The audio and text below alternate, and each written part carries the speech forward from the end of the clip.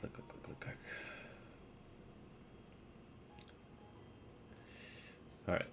Testing sound levels. 1, 2, 3. Okay, cool.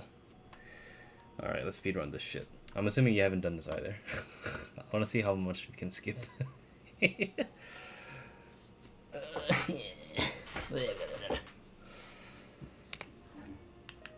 Alright. Check I'm in the correct language. Claim some primos. You know, I was low-key considering to pulling Baiju on my alt, so I don't have to pull him on my main. But I realized the next banner was Yai and Yoimiya, so I'm like, fuck. I have everything ready for Yai on my alt account. Not that it really matters, but I've always wanted like a better Electro on that account, so I was just like, whatever. Yeah, so I haven't done the teapot shit at all. I think Kave and Buys are gonna be pretty delayed, and by then I think everyone's already uploading this shit early, so it doesn't really matter anyway. It's alright. Fontaine will be a fresh start, assuming that I get back into the game. I'm not gonna know what to do with my life really after graduation, so we'll have to see. A moment, if you would. Are you two the famous Traveler and Paimon by any chance? We sure are, and who are you?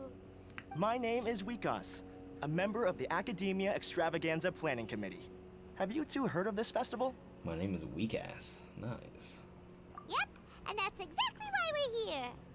Is that so? Looks like our advertising is working. You haven't heard Paimon in a good while? I haven't either. You know, what's weird is that since we've been playing so much Star Rail, I'm not used to the fact that the text is so low and it's fat. I don't know what it was. Like, when I came back to play after a week, I was like, why is the text so big? I don't know why. I don't know if I'm tripping or if it actually got changed, but, like, it feels like everything is just wider in Genshin. I don't know what's going on.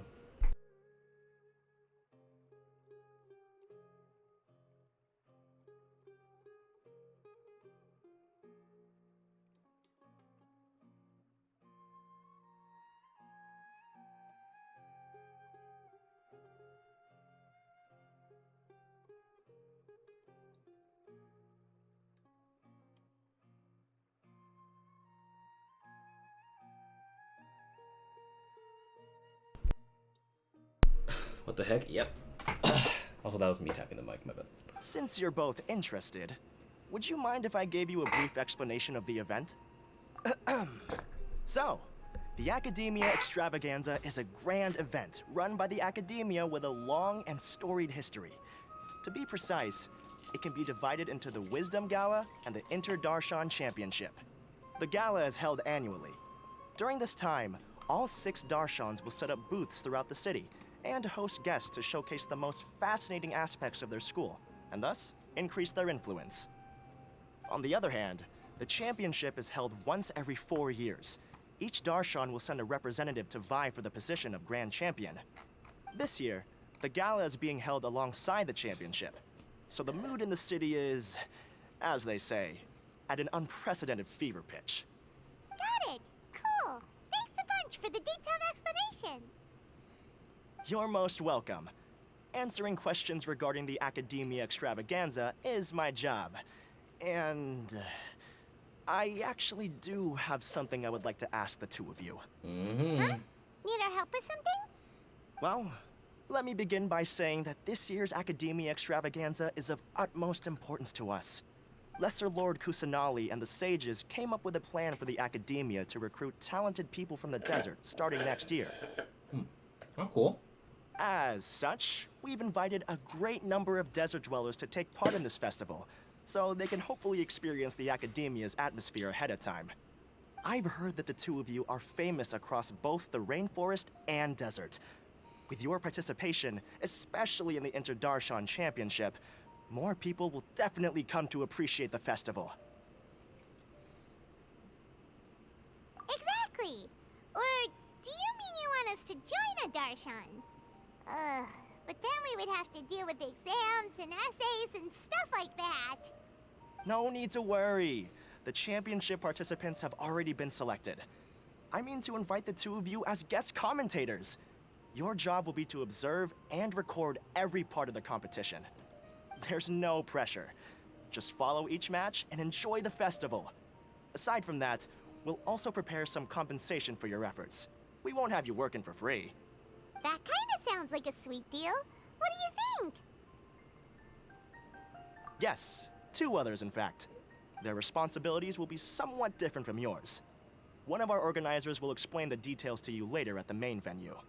So, how about it? Would you like to take this commission? We'll give it a go. Wow, having fun while getting paid? This sounds awesome! The main event venue is at the outskirts of the Citadel of Rexar, and the organizer you're looking for is Karina. Tell her the situation and she'll get you set up. The championship is going to begin soon. I wish you a good experience serving as commentators. If you have any doubts, come find me anytime. Alrighty, off we go! Comings and goings. Smash and dash.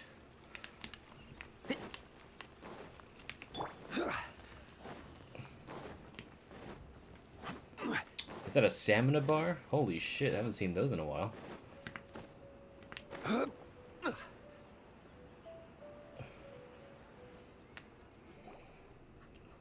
Welcome, one and all, to the Academia Extravaganza. Now then, allow me to reveal the prizes for this iteration of the Interdarshan Championship. Fabulous monetary rewards, research funds, a limited edition Genius Invocation TCG card, and the right to wear the Diadem of Knowledge. I believe that I need not elaborate as to how this is a symbol of great honor. She should be Karina, right? Looks like she's in the middle of something. Let's wait till she's less busy, then go introduce ourselves. The Diadem of Knowledge. What a perfect work of art. Every time I see it, I feel like I'm losing myself in its beauty. The one who proves fit to wear it must be a rare genius indeed. I believe that most of you have already seen the Diadem of Knowledge or have heard tales about it. 20 years ago, a researcher named Sachin bought it for a large sum of mora before donating it to the Academia. The generous championship prizes are also sourced from his sponsorship. Before we begin, allow me to express our gratitude to this researcher, who cannot be with us right now. What? Things can only get worse. Things can only go from bad to worse. Oh shit, it's getting interesting already. Human nature begets conflict, and conflict begets ruin. From the beginning, the seeds of wickedness have been. Hey, stop spacing out! Paimon called out to you, but you didn't respond. You okay? Did you stay up late without telling Paimon?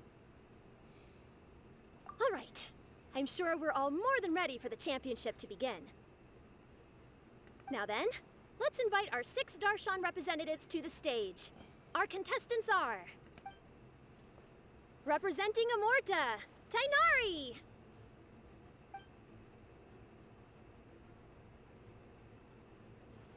Representing Spontamod, Sino!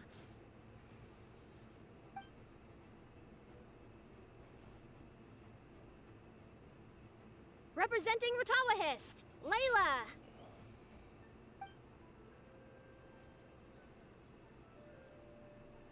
Representing Haravatat, Farazan! The music is pretty low. My bad. Representing Kasharawar, Kabe! And for Vahumana... Huh? Is Vahumana's representative not here yet?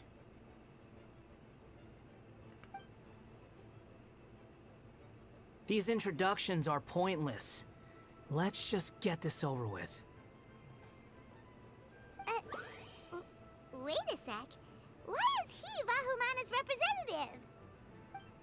Finally, our final contestant is Vahumana's representative, Hat Guy! Oh, so that's Hat Guy. I think I've seen him before. You know who he is? I've heard that he's a researcher from a different country who nominally belongs to Vahumana. Word is that he's written a lot of political analyses. His manner of speech hasn't made him popular amongst most other Vahumana researchers, but his comings and goings are quite irregular, so he doesn't interact with others much. Aside from his more controversial aspects, his perspectives are considered quite incisive. Vahumana has seen a dearth of new talent lately, and some of its existing ones are not currently at the academia, so I suspect he might have been their only option. It's just kinda weird. He doesn't seem like the kind of guy who'd participate in competitions like this one. Now that we have our 6 contestants, the championship will soon begin. Who will triumph this time around? Hold on to your hats, because we're all on this ride together. I think there's only one hat. Okay. Huh. We really do know a lot of the contestants. Oh, right. We're guest commentators, aren't we? So figuring out everyone's reasons for participating is in our job description. Let's go ask them when we go say hi. Especially him. Paimon still thinks it's weird that he's here.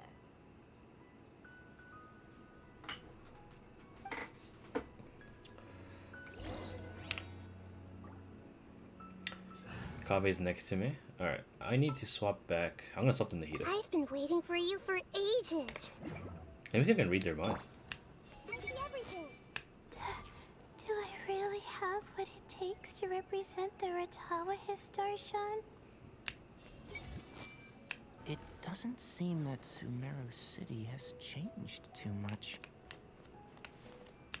Everyone hold hands. Do you really think you can see through me? Ah, that's cool. He knows.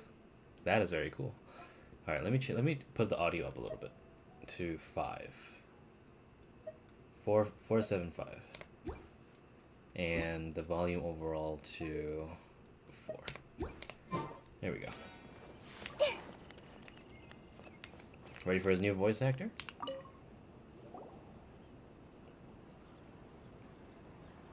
We meet again, you two. Hey, Tainari. We came here to check out this extravaganza event, and then they invited us to be guest commentators. Is that so? I heard that there would be guest commentators recording the proceedings with cameras, but I didn't expect they'd be you two. It's a pleasant surprise that you're visiting Sumeru again while I'm still on leave. When everything comes together perfectly like this, I call it the biryani factor. Because it's always rice to meet stew again. Ugh.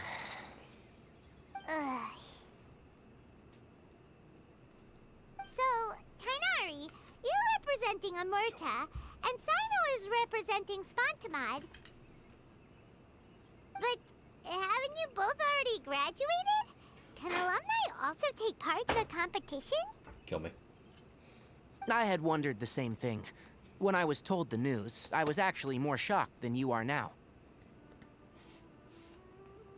I later found out that anyone who has been a part of a particular darshan has the right to participate. Graduation status has no effect. So Genshin. that's the rule, huh? Genshin English voice actors can be very hit or miss. Yep, always high highs and low lows, never mid. But they're always one really fucking amazing VA, and they're always deep voiced dudes. And they all happen to also control lightning, and they also are white haired. And Mr. Keith Silverstein. There are some restrictions, though. For example, sages cannot participate. Any given person can only participate in one instance of the championship, and so on. That's right. Also, there are 2 methods by which the darshan representatives are chosen. One is self-nomination, and the other is to be recommended by over half of one's darshan. You must have been a case of the latter, Tainari. I heard that quite a few of your juniors petitioned for your candidacy. Sometimes I wish I could clap a few of them over the head and tell them to spend that time on studying instead. Well, you can, but after some consideration, I realize this could be a good opportunity for me. Next month, we're having a public lecture on ecology at Gandharvaville. if I participate in this event, I might be able to utilize its popularity to promote the lecture. I'm not that concerned about becoming the champion, unlike someone here. Yes, I'm using the last of my leave for this. When I heard that a limited edition Genius Invocation TCG card was one of the prizes, I signed myself up. Fucking nerd. This year's card is a rare one indeed. It would be a shame if I missed out on it. Wait, is it some kind of super powerful card? No, it's a very common one. But it has a holographic layer. It's a shiny. So what's the point? It's very cool. Paimon meant apart from being very cool. That is reason enough. I shall do my all to emerge victorious and add it to my deck. As someone who doesn't play cards much, I can't quite relate. But it isn't surprising that everyone has their own reasons for taking part in the tournament. Fair enough. Alright, let's go find someone else to question. They have trading cards in Genshin Fantasyland? Yes, it has been a thing for a handful of months now. I forgot when it released. I think it was at the beginning of version 3.0. I'm surprised you were willing to come to Sumeru City at all. Well, the atmosphere at the Academia has improved immensely since Azar and his ilk were deposed. Master has been busy recently, so he hasn't had the time to instruct me or try to convince me to return to the Academia. So I've been occasionally visiting the city these days. Trade and business are in greater abundance here, so it's much easier to acquire necessary research equipment.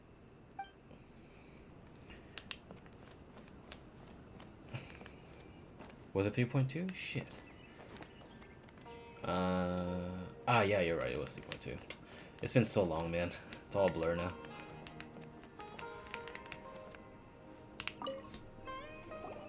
Kaveh! Farzan! Layla! Huh? Oh, it's you. Why are you here? Oh, look at you. We're here as specially invited guest commentators. Our job is to record what happens during the competition. Is that so? In that case, I'll have to trouble you to catch the moment of my triumph on camera. Remember to shoot from behind at a lower angle. You know, to capture a seniors class. Don't get ahead of yourself now. Victory will obviously be mine. You're far too young to even consider challenging me.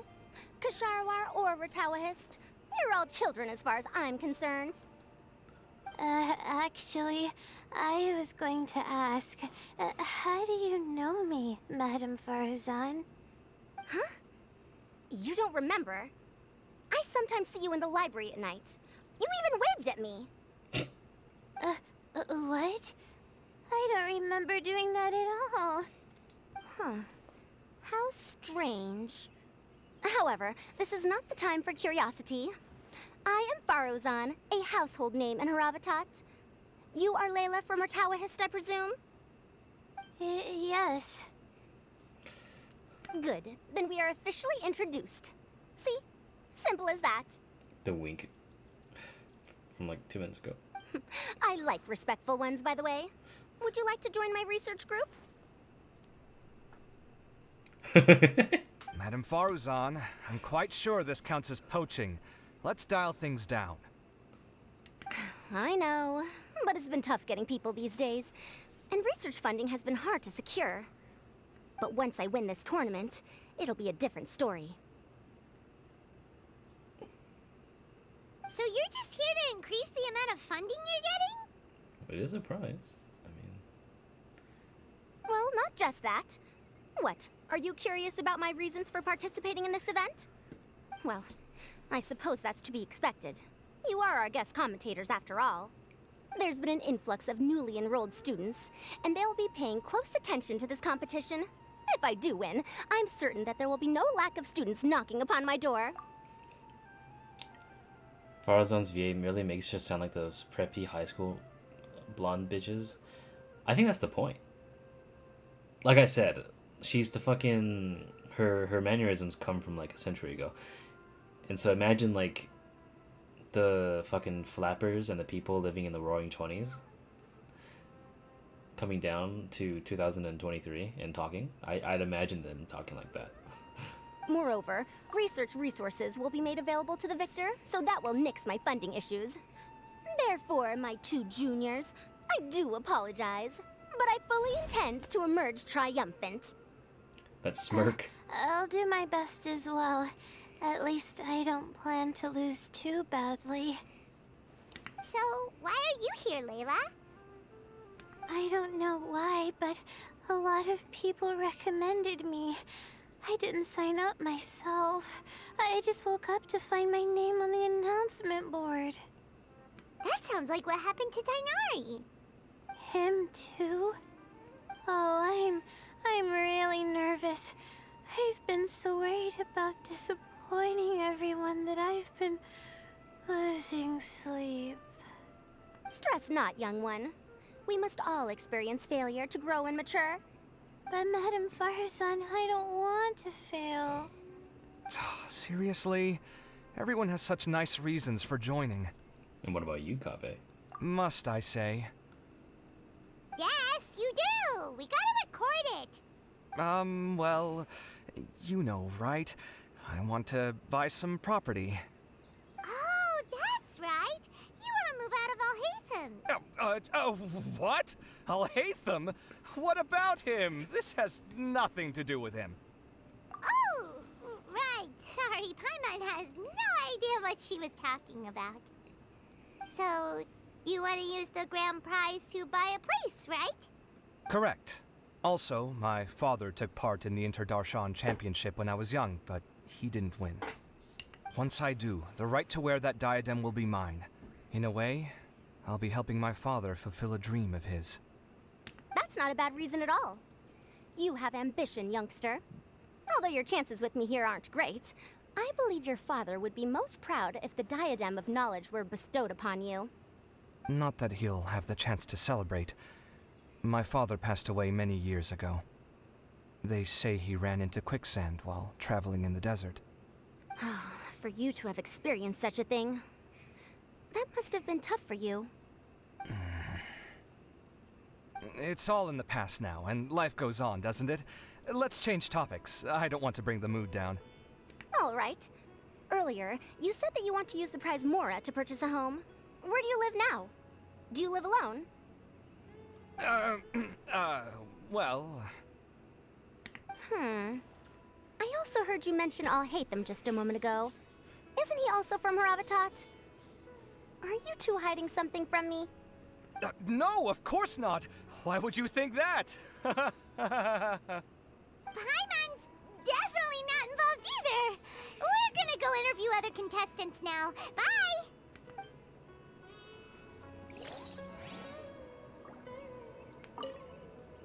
You know, I was just thinking, how did the two of you meet?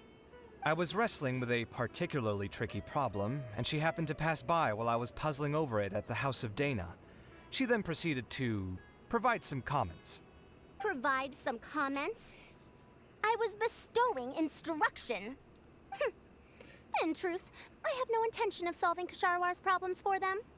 But I decided that this youngster seemed to have a decent attitude, and so we had a good chat. But ultimately, I am a Haravatat scholar, so please come to me with questions about linguistics next time.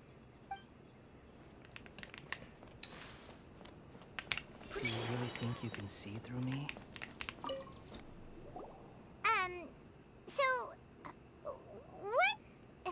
What are you... Just call me Hat Guy. That's the name I use in Vahumana. That sounds like a nickname, not a real name. So I can't go by a simple, ordinary name? Fine, suit yourself. Alright then, Hat Guy, why are you taking part in the Interdarshan Championship? We're specially invited guest commentators, so play nice and answer our questions. You could be Matra for all I care. So what if I don't answer you? What then? I'll tell you this much. I have an agreement with someone not to reveal my motives. You're not plotting something in secret, are you? Well, it's hard to say. Why don't you take a guess? Ugh, Paimon's had it with you.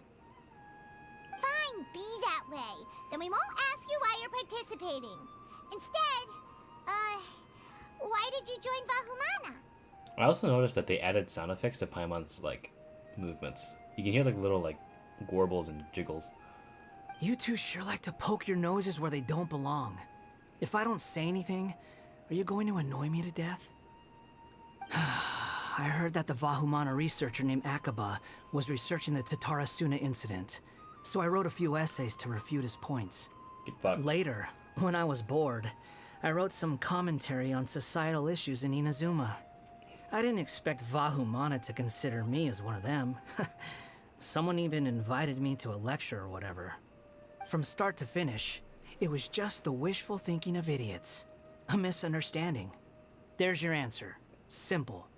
But when Lesser Lord Kusanali heard about this, she went out of her way to get me registered in Vahumana. She used the name Hat Guy. Enough chit-chat. You're better off wasting your time with the other contestants. Someone's about to get very unlucky. Wanna guess who? How is anyone supposed to relax with you around? We've gotta stay alert and keep a close eye on him. Looks like Karina's got a moment now. Let's go chat with her. Do you really think you can see through me? Enjoy the Interdarshan Championship. This will be one to remember, I'm sure. Before we continue, let me swap to Chinese, and I just want to hear a sample of them because it's been a while. 好好享受学院争霸赛吧，这会是一段难忘的时光。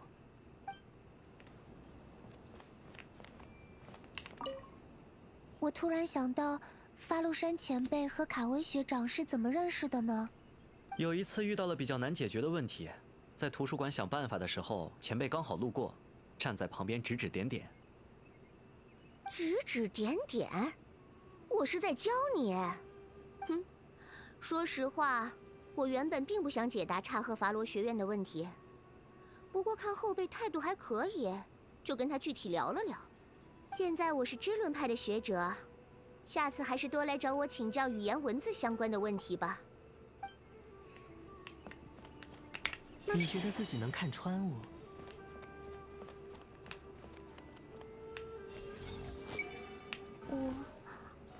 我有什么资格代表明论派呢？你居然肯来须弥城了？阿扎尔和他的同党倒台以后，教令院的风气比之前好了很多。老师最近很忙，没工夫对我说教，自然也不会劝我回教令院。所以，最近我偶尔会来须弥城，这里商业发达，买研究器材比较方便。I can see what they mean by they made him sound more like the Chinese counterpart. That's definitely what they aimed for, which is actually not too bad. Defeat the Fatui and the Eremites. I'm good. Ah, you must be the guest commentators Wikas invited. I've heard about you. I saw you two having quite the lively conversation, so I thought it would be best to wait. Are you two free right now? We were actually looking for you, too. Excellent. Then please allow me to explain your job responsibilities in detail. First, please take these two things. The first item is a custom camera from the Academia. Please use it to record the competition as it unfolds. The second is an event-specific locator that will flag all participants' locations. It will also sound when one of them completes an objective. Wow! What a convenient little thing! Aside from you two, there are two other commentators. However, they will remain by the commentators area and will not be following the contestants in real time. Speaking of which, you probably know them. Alhaitham and Nilu. Oh, it's them! We have to go over and say hi later. Well, don't let me keep you, unless you have any questions for me. Why do you ask? Really? I didn't see any such person. Could I ask when you saw him? Strange. I was on stage the entire time, and I didn't see anyone come up. Paimon didn't see anyone either. Perhaps you're mistaken. However, if you have any leads on that matter, you can talk to me at any time. Hey, traveler. Paimon. Long time no see. What's up, Yenching?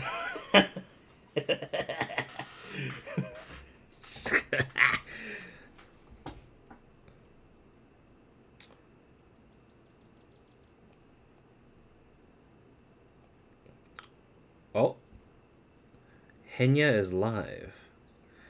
The new V Shoujo girl. Will it be Pikame? There apparently all of the emotes are like traced over.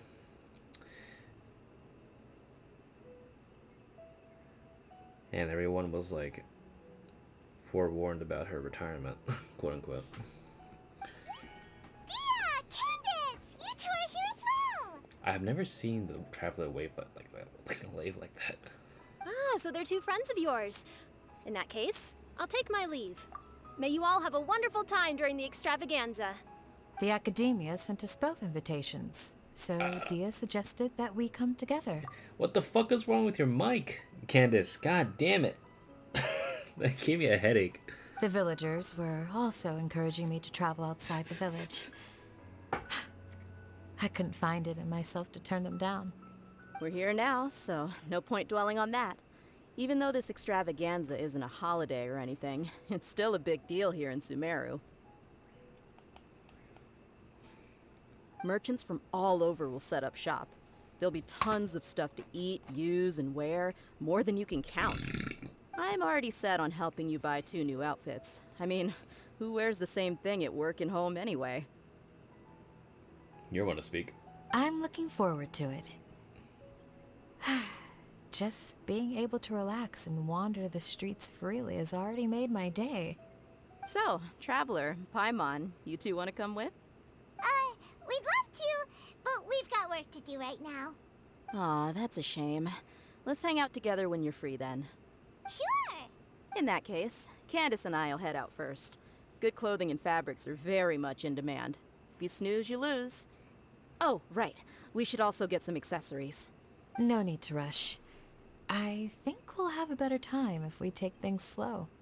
See you two later. Feel free to come find us whenever you have the time. Paimon didn't think that Candace and Dia would come. Hanging out with them sounds like a great time. Still, looks like the competition's starting soon. Let's go over to where Alhaitham is and see what's going on.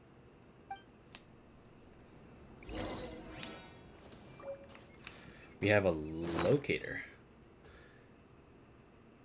A Gasharawar invention. When contestants carry these tracking devices, the locator can display the general locations. Additionally, should the contestants successfully complete their task, the locator will also sound. Okay, that's cool.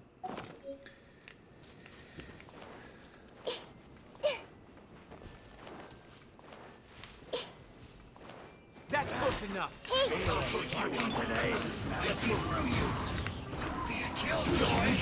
I will have order. Scanning. One with nature. Can't run. Looks like I went too far. Go! Kave's UFO! Hey-ya!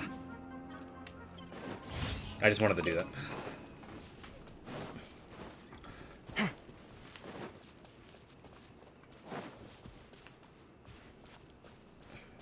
What's up, Arlen? Oh my god, somebody fuck. I will now announce the rules for the first round of the competition. Please listen carefully.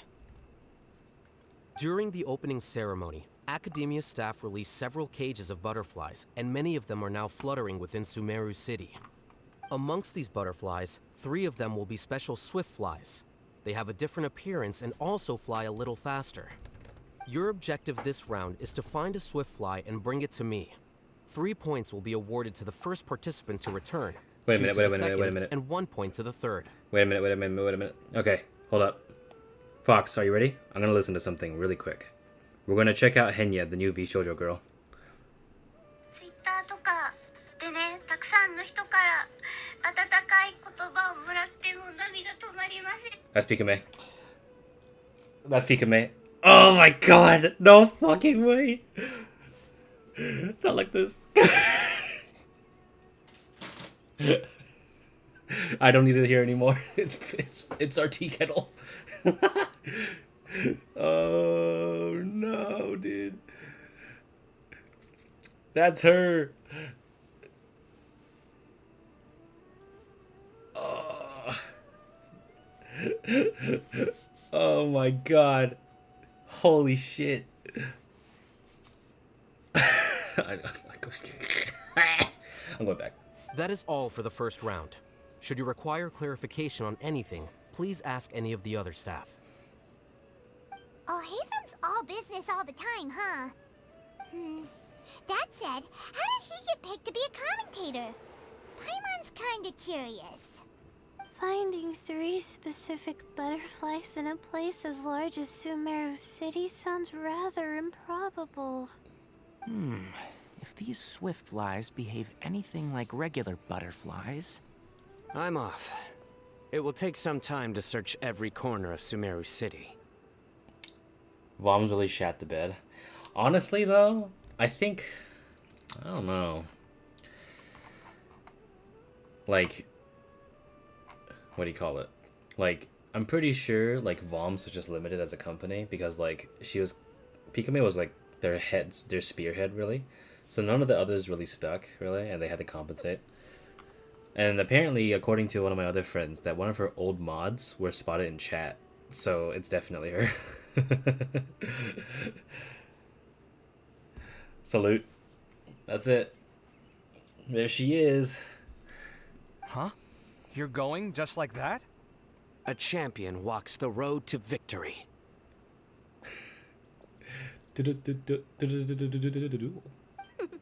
My dear Kasharawar Jr., I have a plan. How about some cooperation between you and me? Farzan's facial expressions are winning me over, man. Cooperation? Looks like everyone's got their own plans for this, Tuffy. We're supposed to go on stage next, right? Let's wait and see everyone's reactions first. Huh? Wait a minute. Look, he seems to be observing the other contestants just like we are. We were right not to let our guard down. Do you remember those things we made previously? Huh? You mean... It's time for them to shine. It looks like Faruzan and Kaveh have some secret plan. Oh, hello there. Madame Faruzan and I are discussing how... Shh! Hush now. The walls have ears around here.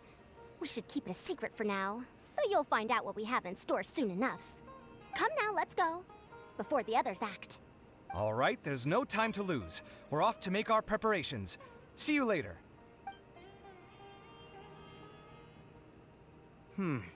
This is basically what I'll need. Do you think you'll have any difficulties? Hey, it's Kale. What the fuck is up? I have most of the reagents with me, and I can buy the rest. Kale, you're here too! Kainari, you have a master plan ready? My hypothesis is that the swift fly's morphological variations won't significantly affect their fundamental nature. So I'm planning on using this to lure them out. Of course, I could be wrong. Every mutation opens the door to new possibilities, especially when they are artificially introduced. Details will have to wait until after the post-experimental analysis. For now, Kale and I are going to buy some reagents for our experiment. Alright, well, see you later. Okay, see ya!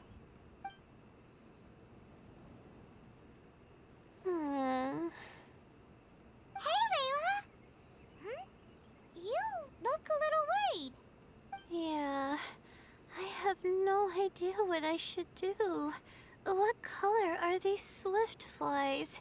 Do they have special markings? How do they differ from ordinary butterflies? Oh, I can't even figure out these basic questions, and most of what I've learned in the past is completely useless here. Aren't people who research the stars supposed to have some extraordinary abilities? Why not use astrology to solve it? Oh, you're another contestant. That guy, was it? That guy? Is it that you can't use astrology during the day? Guess that skill's less useful than I thought. No, it's not like that. If it's daytime, all I need is an astrolabe. So, why don't you do that then? Mona Magistus, the astrologist, said that those who constantly use astrology to obtain things that shouldn't be theirs will eventually lose the blessing from the stars. It's just something I read in an academic publication. I really love to read Mona's essays. You're overthinking it. Power is just a tool. It just seems to me that you don't have the resolve to win this. Well, suit yourself. Wallow in your immature ideals if you like. Hey! Seriously? Just walking off after saying a bunch of mean stuff like that? Did I say something wrong just now? Thank you so much. I've made up my mind not to use astrology for this. I think I'll just try my luck in the city. To be honest, I've always been pretty good at observation, and if I'm fortunate, I might be able to find that special butterfly species. Lord Sino seems to have found a swiftfly. Come on, let's go check it out. Really? Where? The butterfly flew up high, and he's chasing it now. Oh, no time to lose. Let's go see. As expected of Sino. Actually, shouldn't you two go have a look as well? The moment when he catches the butterfly will likely be one worth recording after all. I'll head into the city shortly to start my own search. I'll see you later. Alright, in that case, let's go see Sino first, and then we can check on what everyone else is up to. No time to lose, let's go see. This might hurt a little. I'm going to try my luck in the city, too. Where?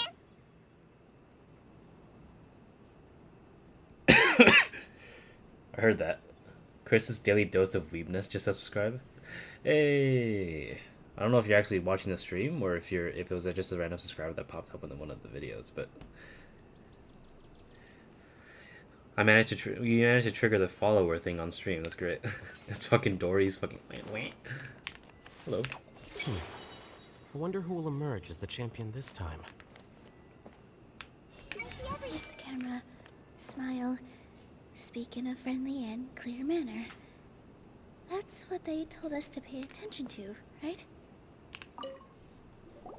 I didn't expect that you would be invited as well. Neither did we. By the way, how did you get picked, Alhaitham? There were several factors, but primarily the recommendation of the sages. I suppose they assumed that I'd have the free time for this job after resigning as acting Grand Sage. That said, they'd probably claim that my calm demeanor would help maintain fairness in the competition. Sounds like you've got a lot on your plate. Not really. The job itself is quite simple and effortless. How about you, Neela? This is my first time commentating for such a competition. I'm feeling kinda nervous. Nilu, how did you get picked to be a guest commentator?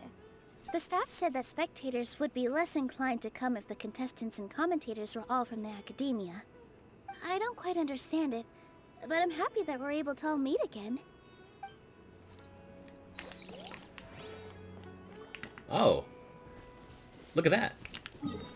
You can actually see where everyone is. That's actually kind of cool. Look at that. Alright, well in that case, I'm gonna head over to the fucking Mr. Hat dude. I forgot, not everyone here only knows Traveler, but a lot of people know each other too. Yeah. Main gang is back together. Indeed, indeed.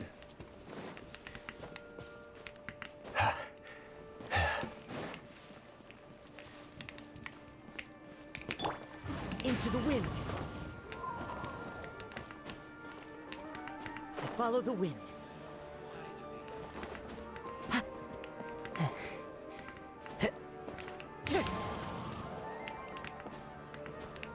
Climb, boy. Come on. Wind Strider. There we go. Where are they?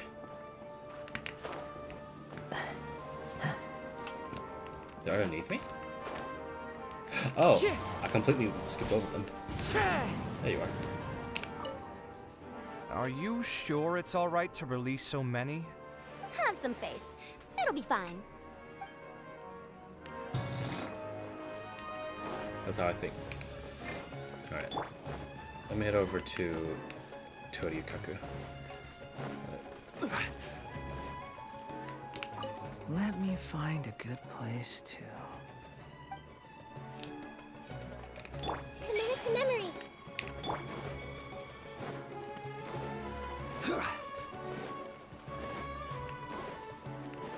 Is Sino just like right here? Oh, I'm chugging all of a sudden. What the hell?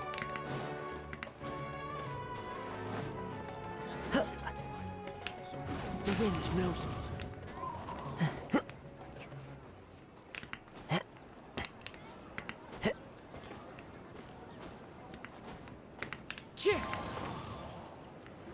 Oh, that's enough. We found you, Sino! Oh, wait. Is that a swift fly? That looks like a crystal fly to me. Tinari and Sino are established friends. Candace and Dea are both from the desert. Kaveh only met Farazan once through academia work. Alhaitham and Nila only know each other from the quest. Character limit, quick.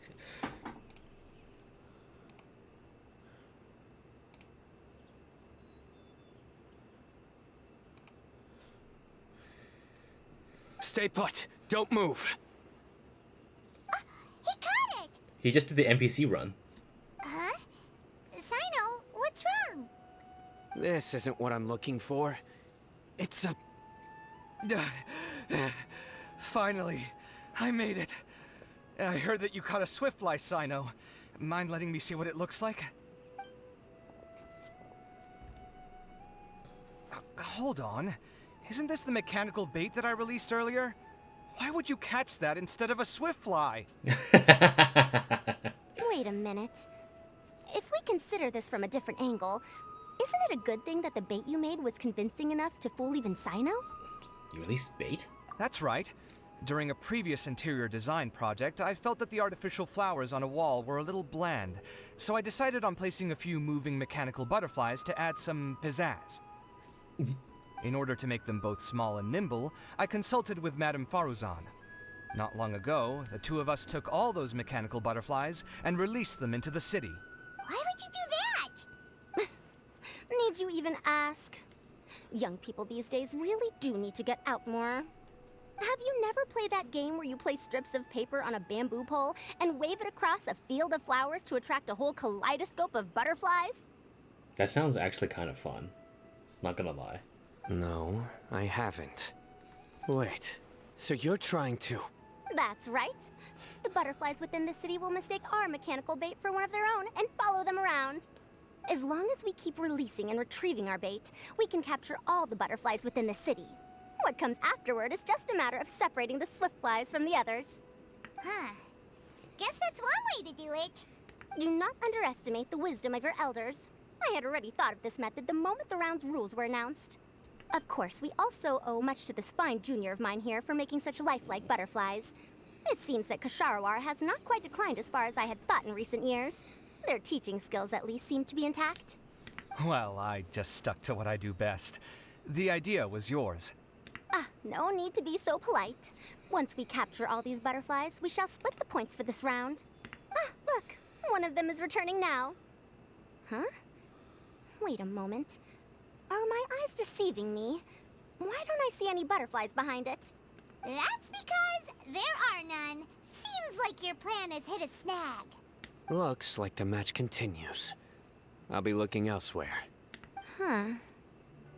Strange. Has something else diverted their attention? Probably the reagents. Come, let's search in the direction the bait returned from. We'll go have a look too. So far, this is filled with personality. I like it. Oh shit! And you get to run with your pals too. Let the Lord come along.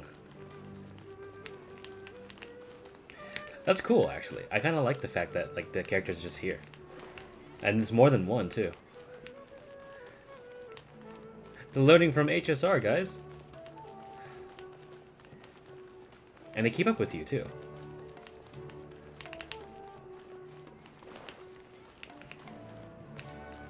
What are you thinking of? Hmm? Oh.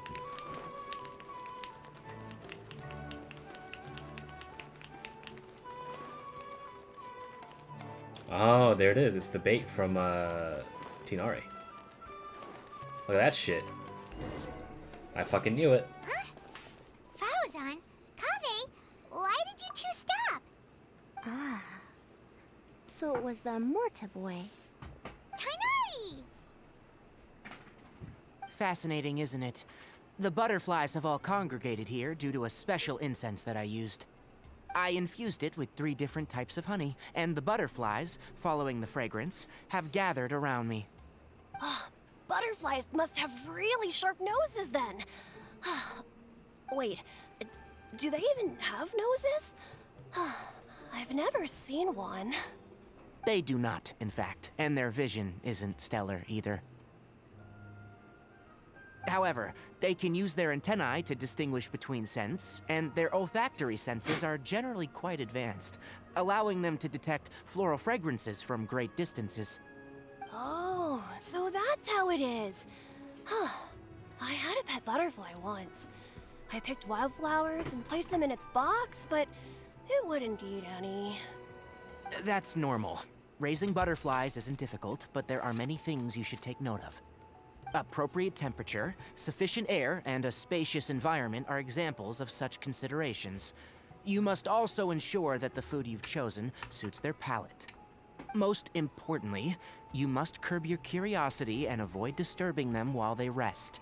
Otherwise, they may become stressed. Sorry. I liked to poke at its wings at the time. What the fuck? Humans tend to rear many creatures due to their aesthetic value, but not all are suited to such a process. Caring for living beings is hard work. Impulse alone is insufficient. Some prerequisite knowledge is always required. You sure do know a lot.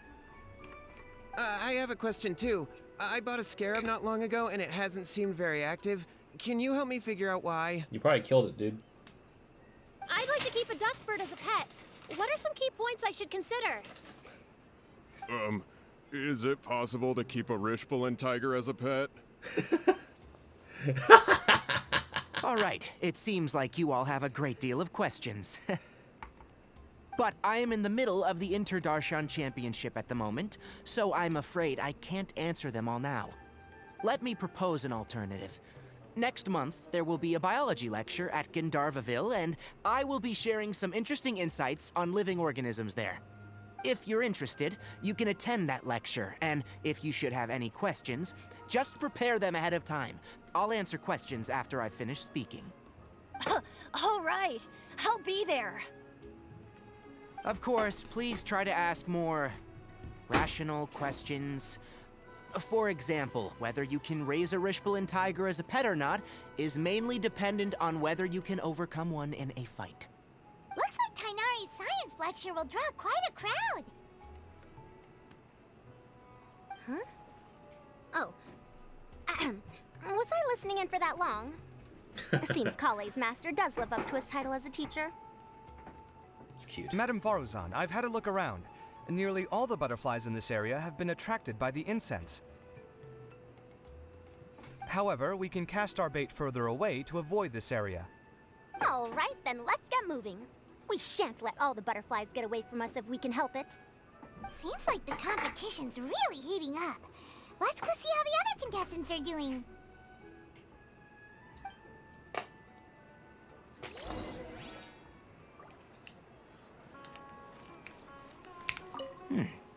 The scent is starting to fade.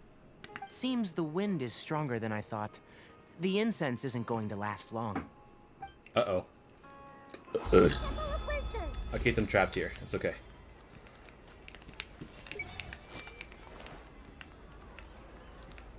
That's such a fucking aesthetic though. Look at that shit.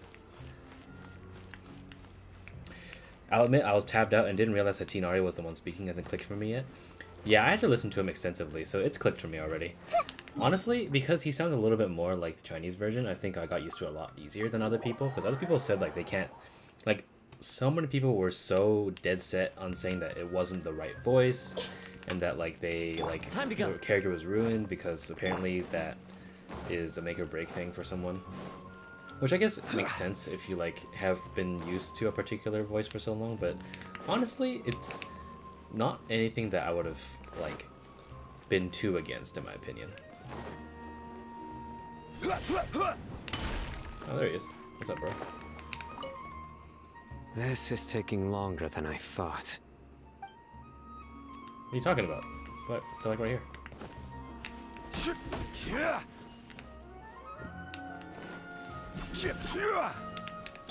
Grow. Oh, Layla's there. Okay. That's actually good that they allow you to find the things so quickly. I find that good. Cute, really. Oh.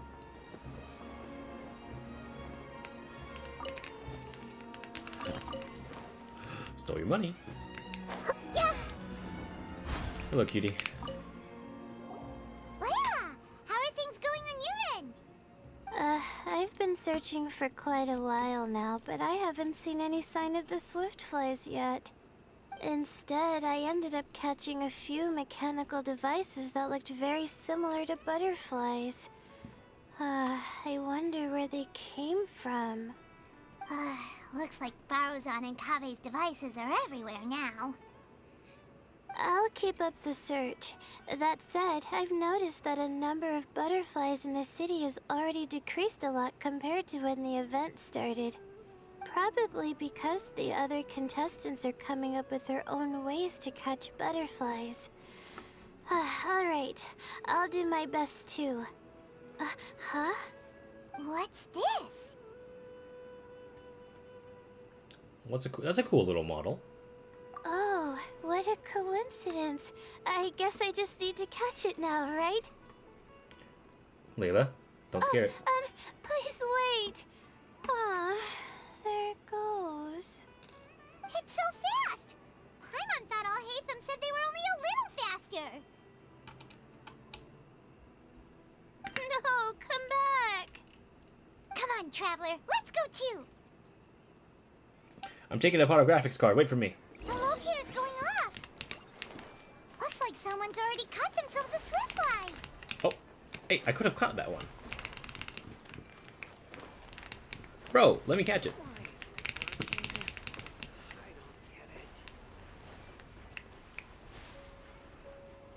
The locator's going off again. So, someone else finished too? That would mean that the one Layla's chasing is the last swiftfly. Oh no, it's gonna go straight toward. Commit it to memory. Catch it! No! Oh, it just occurred to me that we should also get you a makeup box. No, it's fine. I don't think I'll end up using it. Maybe you won't, but it doesn't hurt to have one, right? Come on, just trust me on this one. Huh? Who are you, and what do you want? Please, don't move.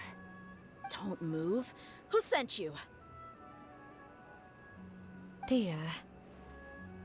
Don't worry, I can handle this. Now, tell me, what do you want? Oh, she looks so pretty.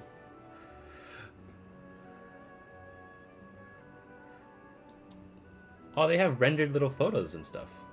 That's cool. She even has a little thing, an ornament in her hair. I believe she's looking for this. Here, take it. A butterfly? Was it on my head? Oh, It's been a while, Layla.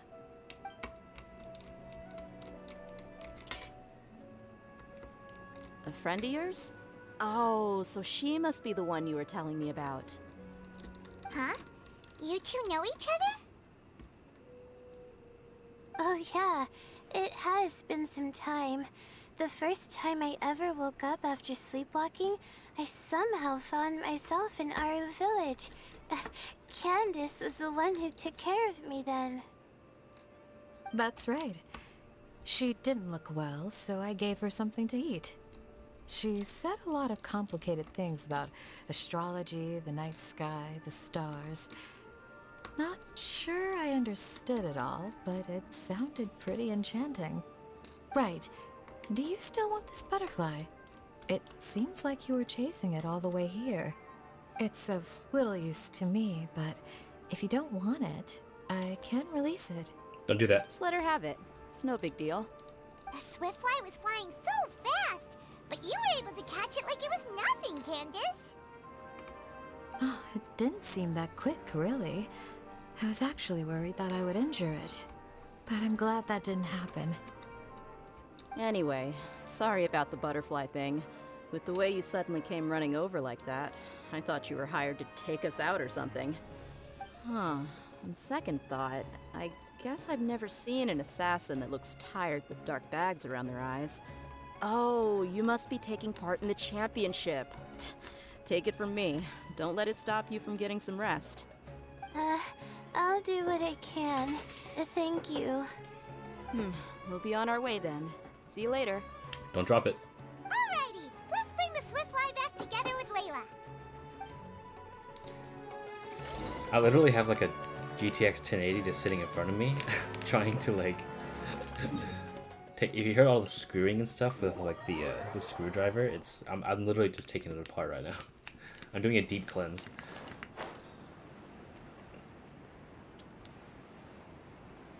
Oh, look at you two. It seems we have a third contestant who has returned with a Swiftfly. With that, the first round has come to an end. I anticipate that all of you will keep up the effort for the second round. Dismissed. Your closing statement sounded so... how do I put it? Decisive? Well, you could certainly stand to try being more decisive, Nilu. It would help you live more freely. Hang on a second. Who were the first two contestants with Swiftflies? Tainari was first, and as for the second, it's being discussed right now. Oh. What? Hey, Alhaitham, I think I've come up with a good idea. Second place gets 2 points, right? Can't Madame Faruzan and I split the points between us? Quite the imagination you have there. I've read the championship handbook from cover to cover, and I never saw any rule which permits that. Then we can just add a rule. Do you really think I'd do that? Oh, come on, you're not going to stand in the way of my victory, are you? Well, you're free to send the organizing committee an application outlining your naive proposal. They'll get back to you within 3 working days. 3 working days? It'll be too late by then. Unfortunately for you, even dreaming is gonna cost you. Ah, Paimon gets it now. Kaveh and Faruzan found the second Swiftfly together, but the rules say that only one person can get the points. Oh well, the rules are the rules. Since you call me madam and politely ask for my help, I shall give you these points. Aw, thanks, Granny. So I'll put the points under Kave's name then? No. If I take these points, won't that only detract from your contributions, Madame Faruzan? You might be alright with that, but I cannot do it. Not in good conscience. I don't have any problem with it. There are 2 more rounds after all. Losing one isn't a major setback. But if you insist, I have another method. We can draw lots to see who will receive the points. Lots, huh? What? Is there something wrong with that idea? No. Well, let's do it. All right. I'll get the paper needed for the lots. Give me a moment. Where are the fucking screws? Oh, seriously? I'm sorry, but it appears that luck was on my side this time. No, you do deserve it. I'm just lamenting my bad luck. Perhaps... perhaps that's why my life is rife with troubles. Indeed. It's rare to see anyone with such terrible luck be so willing to decide victory via lots. And what would you know about that? I just... We can save bickering for later. Record the points under Farazan, and that'll finally bring the first round to a close. The second round will be held in the desert. We'll be moving our commentator stand over to Aru Village. Let's meet up in Aru Village once everything is ready. I'll announce the details of the second round then.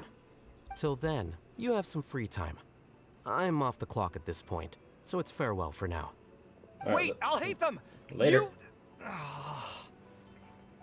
Don't be upset, Kaveh. Sighing can carry away your good luck, you know. Oh, so that's how it works. In that case, I'll take in some deep breaths. Maybe that'll help me make up for all the luck I've lost. It's really no big deal. 2 points aren't enough to decide victory or defeat just yet. I'll win the next round, you'll see. Looks like you've managed to pick yourself back up, young man. Good. I must warn you, though, that I'm quite familiar with the desert. You'll have to try your best if you don't want to lose. I'm no stranger to the desert either. I'll be fine. All right then, that's enough chit-chat for now. I'm going to check the area out. So the current standings are Tainari in first place, Faruzan in second, and Layla in third. Oh, guess we should also take a nice break before the next round starts. But where should we go first?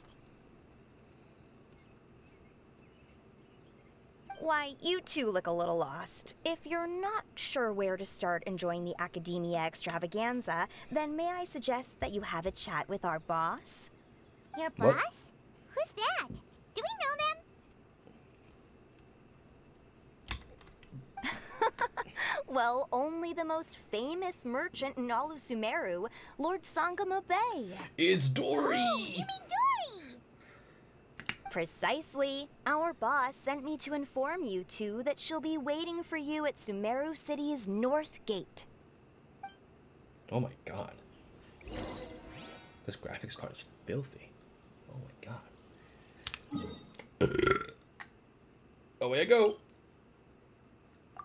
This must be the side quest that Biggles was talking about.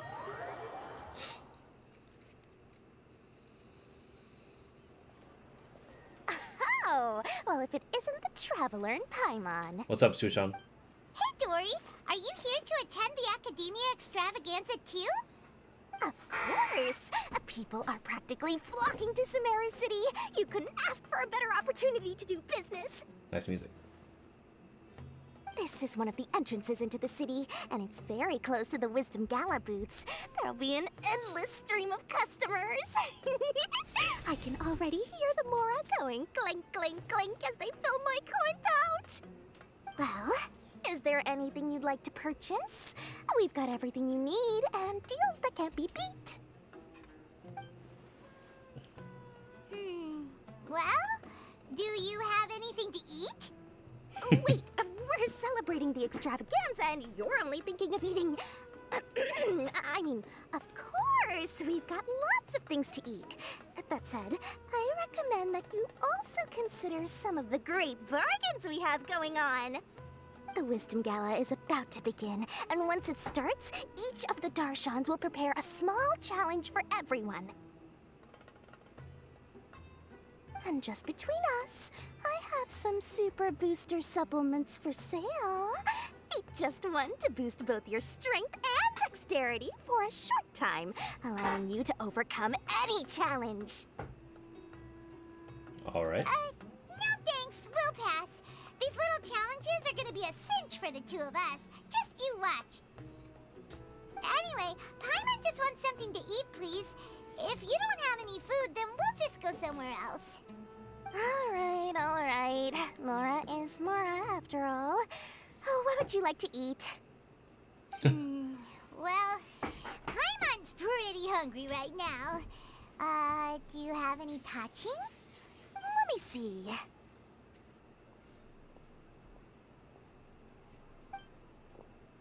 This is a huge job, isn't it? If this works out, we'll be set. Here you go. 2 2 servings of touching. See? I told you there's nothing Lord Sangamabe can't procure. Yay! Huh? What are you looking at, Traveler? I thought I just saw someone just now. I also missed it, by the way. What the fuck just happened? Oh? Who? Someone we know? They're gone. Was it someone suspicious? Have we attracted some unwanted attention? Huh? What's happening, Dory? Is there something else going on? I don't know who you saw just now, but I do have some hard-to-come-by information about the extravaganza. If you want to know more, we can talk business later. Dory!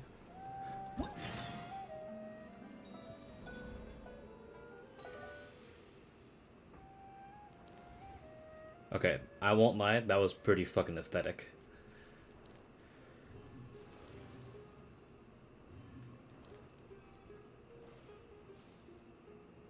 Oh, the sound effects are cool.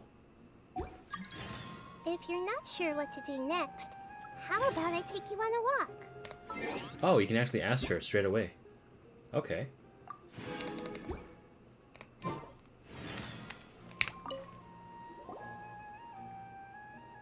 Have you decided to buy the information from me? Paimon's a little curious about your exclusive information, but we need to hear the price first. If it's too expensive, then forget it. I'll sell it to you for the fixed price of 1 million mora. That's a lot. Never mind. 1 million mora can buy lots and lots of tasty food. Wait a sec. Let me see. Paimon is customer... No...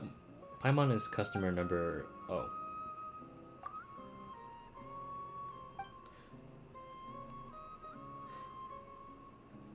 If you don't want it, fine. Next!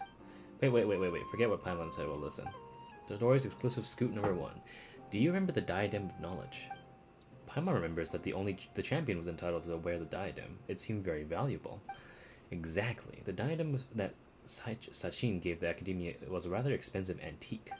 Yet this very diadem, after it was donated to the Academia, was lost by them once before. Eh? Why didn't we hear about this? If everyone knew about this, would my information be still considered exclusive? Of course, this information doesn't come from nowhere. I've got witnesses too. There's a young man, or young fellow named Kashmir from the suburbs. If you're interested in delving further, you could ask him. The password is that incident from 20 years ago. This might hurt a little. Oh, I can't. Yo, I just yoink shit from Dory. Everyone hold hands. May the Dendro Archon bless us with a bountiful harvest every year. We're doing the Dory side quest first.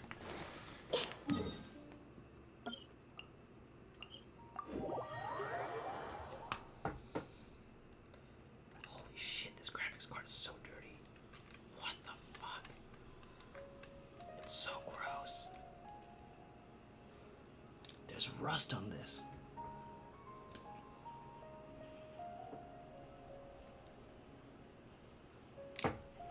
Ew. I need to wear gloves when we're working with this thing. Yara are just make-believe characters.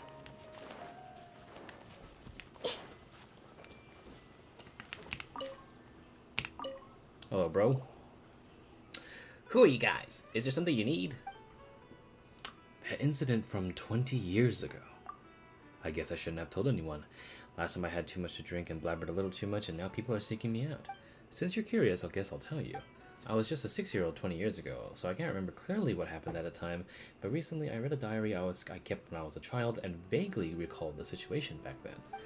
The Interdarshan Championship is also held that year.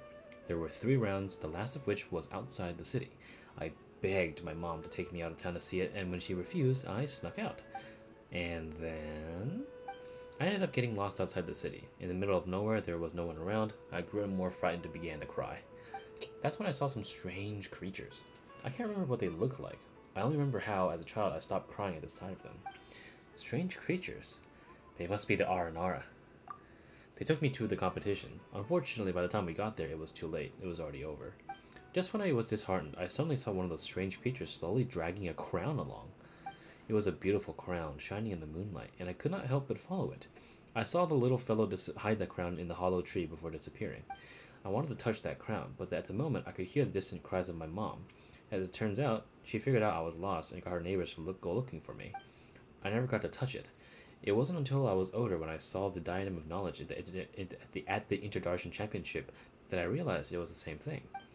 Alright, do you remember where that diadem ended up? It was probably in the Avidya forest, but I've been back a few times and I haven't found anything. No one would believe me. Even if I told them, alas, I couldn't remember it clearly. Perhaps it was just a dream I had when I was a kid. Well, should we go look for it?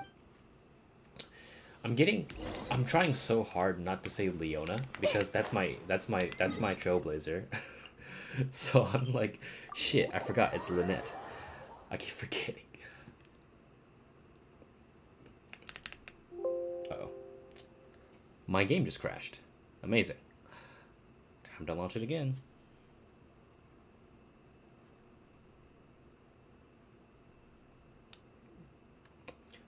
My Genshin has been crashing a lot recently. I'm not sure what's going on with that.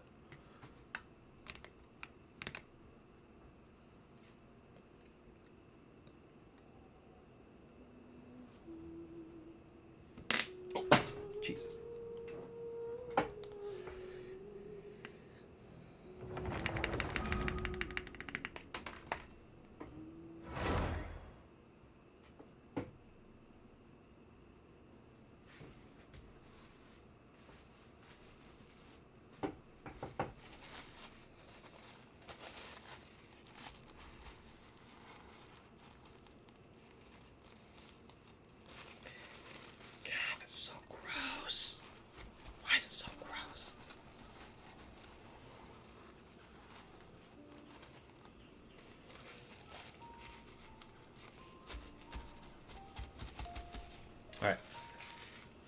Back to work.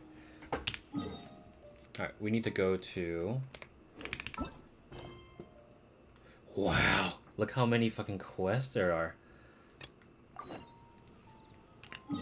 Alright. Please don't crash again. Thank you. I need those crystal flies.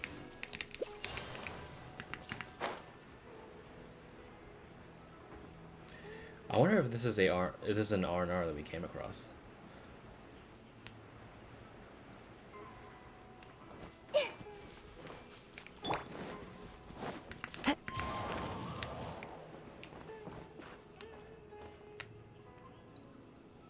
There's a hole in the tree. It seems completely empty and there's nothing in it. Wait, there's a note here. The good Nara taught Arakasyapa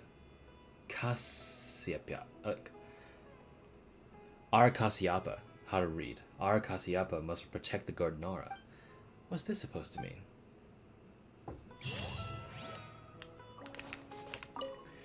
Faint traces of writing can be seen on a weathered note. The good Nara taught Arakasyapa how to read.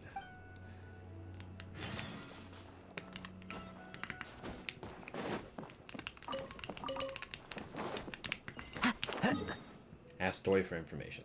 You know, I have the million more, Dory. Just take my shit.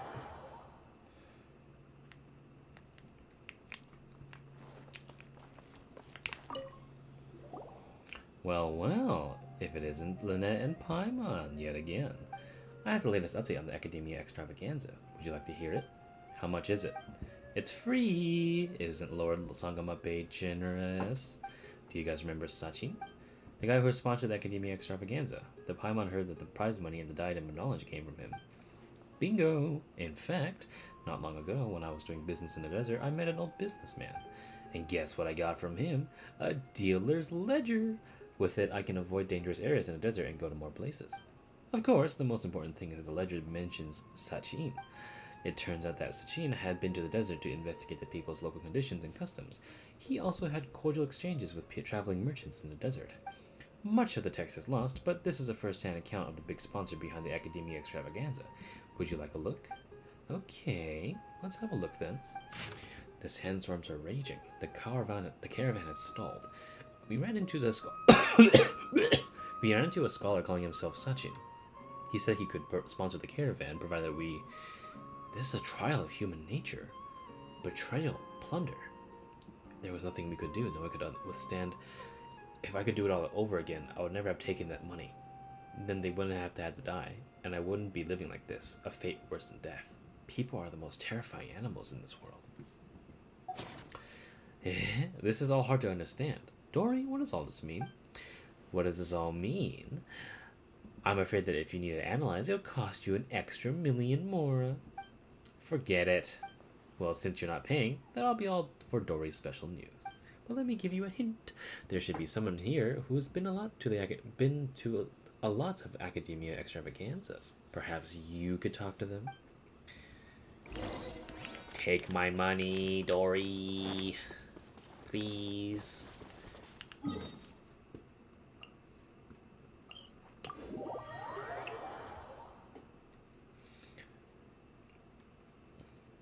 Time to go. Wind Strider.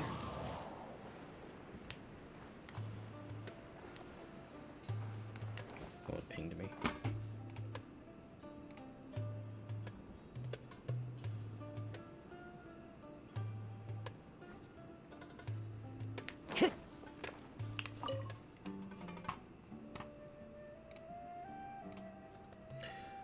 Alas, seeing these young children, I can't help but reminisce about the past.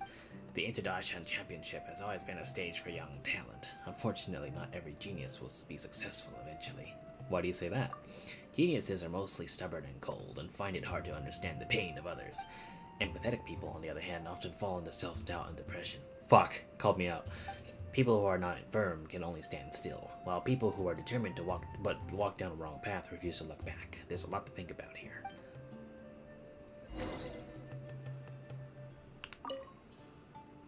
Ah, to be young.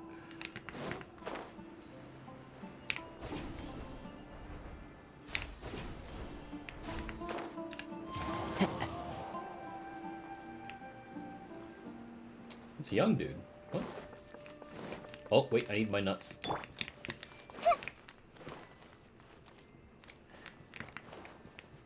Everyone hold hands.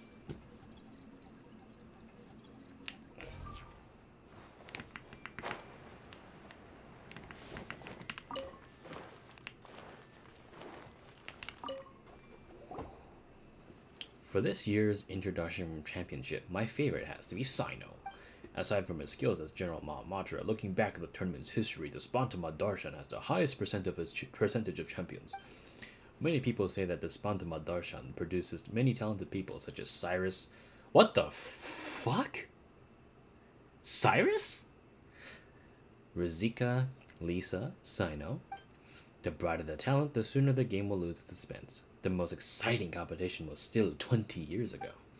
At that time, my friend also participated in the game, and I went there to cheer for him. The last runners played in the video forest. In the end, no one dared to approach them, and no one knew what was going on in the depths of the forest. Then I heard the Academia shut down the competition. Later, the Interdarshan Championship removed many of the events in which people fought to the death, discouraging people from being desperate enough to do so. What is your friend like? Let me think. He's honest and kind, but he's also very vulnerable and sensitive. Most of all, he cares about us. When we drink together, our time is filled with laughter and cheer. It's just too bad that it's all in the past now.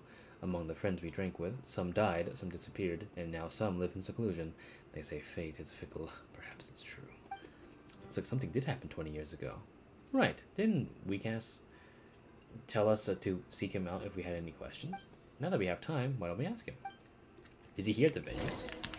No, he's not. God damn it. Back and forth, Fox. Back and forth.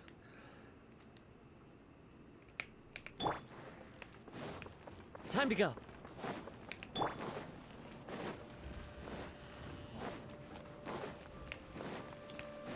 What's up, Weekass? The incident from 20 years ago. Why the sudden question? Did you have any particular information? We've heard that the diadem seems to have been lost 20 years ago, and some contestant's personality has changed. You seem to know a lot about that. Weekass, is there something you're not telling us? Not exactly. I was 5 years old when it happened. How could I know? But there are things I've never told anyone. I'm actually a part of the Academia Extravaganza's planning committee because of the influence of a senior colleague. That senior colleague and I met on a trip. He was a bit timid and would always flee and cower somewhere at the first sign of an emergency. One day, 4 years ago, I said to him, I want to go back to the academia. The extravaganza is about to begin. And then, upon mentioning the academia extravaganza, he got startled and said something about it has nothing to do with me. When I said goodbye to him, he insisted on getting a drink with me.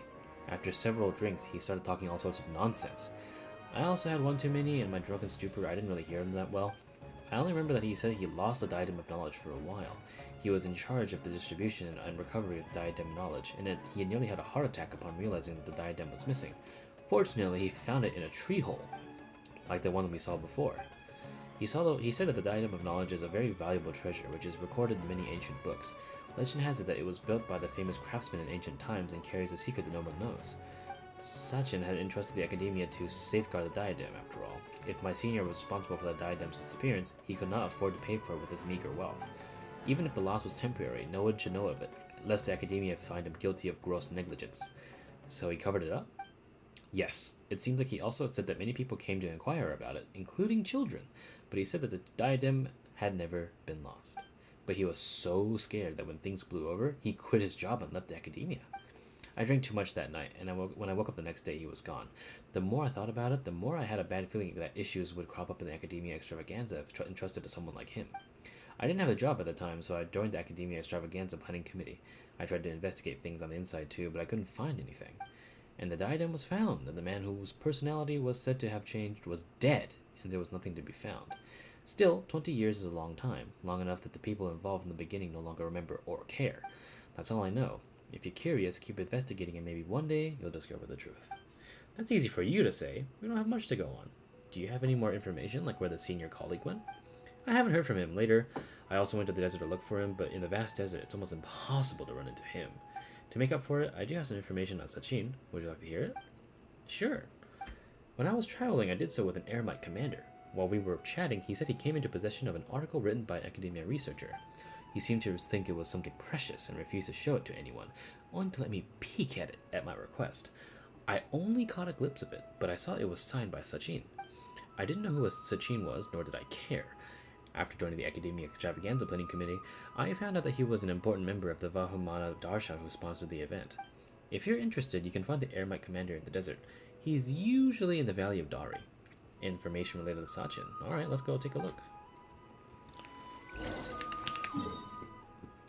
All the way back. Oh my god, he's so far here. What the hell? Wait, didn't I beat the shit out of this guy like a while ago?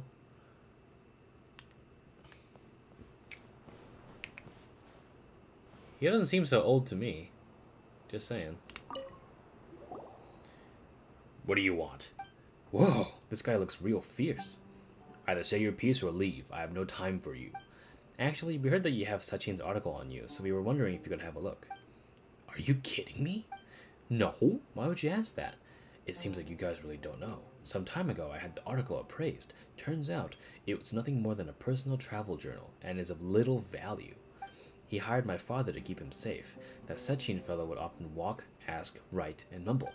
There was one time his papers were blown away by the wind. He said it was no big deal. My father, however, thought that things written by intellectuals must be valuable, so he looked around for them at night with a torch. None among my family can read. My father cherished this article and then passed it on to me. I had no idea it was completely worthless. Sounds unfortunate, but do you still have it? Yes, you want to have a look? You can look at as much as you want. Since it's not worth anything, there's no need for me to be so stingy. Oh. Once the gods reign supreme, all life flock to them as shepherds. There's a saying in the year that goes, life is lodging at an inn in Inazuma, all things are but void. I've conducted a total of 64 experiments over the course of 7 years. Men are like prisoners or captured animals, feeding on each other's happiness until one is doomed to eternal torment. But if this is what the world is, what is then the meaning of the world? The future is to be the present, and the present to be the past. Peace was never an option. Conflict was the eternal truth. Everything, from my knowledge to my wisdom to my life, is nothing but meaningless. So this is the article that Sachin wrote? To be honest, Paimon can't make any sense of it. But judging from the crummy handwriting, Paimon can't say exactly why. But Paimon has a feeling he was going through a tough time. Well, we're done reading it. Thank you very much. You're welcome. It's not worth any money, but I'm going to keep it anyway. After all, my father entrusted it to me. Come see me again if you want to look at it again. Want to read it again? Yes. Alright, thanks. Later. Oh, that's it. That's literally the fucking... Okay. Wait, in that case, let me read it and put it on record.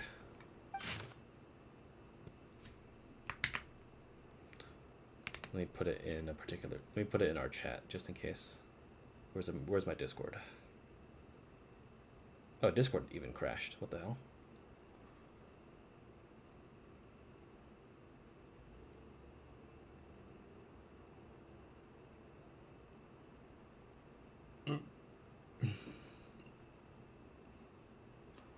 Why is Discord being all fucky? What the hell?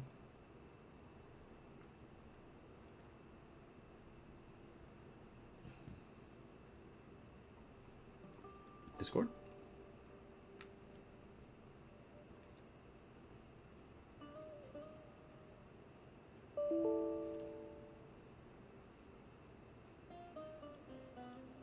What?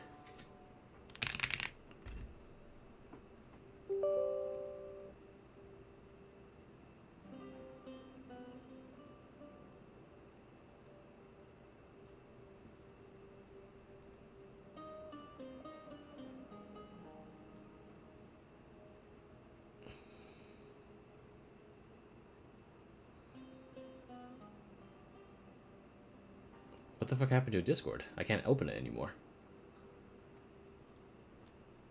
My computer is being all fucky, man. What the fuck is this?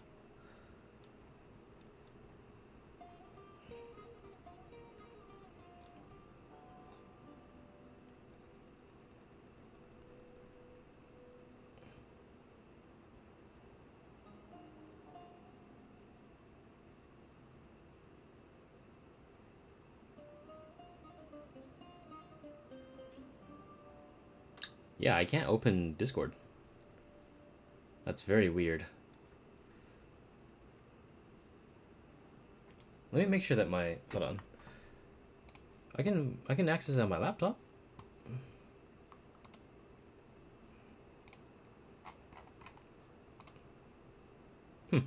That's weird. Discord has been bugging me for a lot lately. I can't seem to open it on my main computer. Huh. I guess I'll keep it on paint.net then.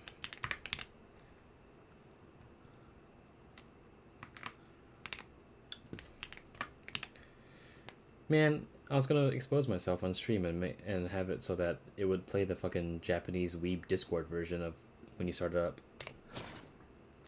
Alright, anyway. Wait until 10 o'clock the next day. I'm gonna do the main quest tonight and just finish off the rest tomorrow off stream.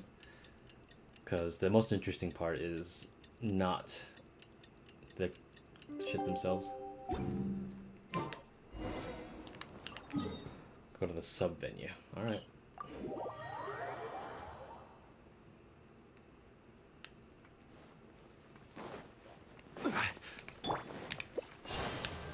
The wind knows me.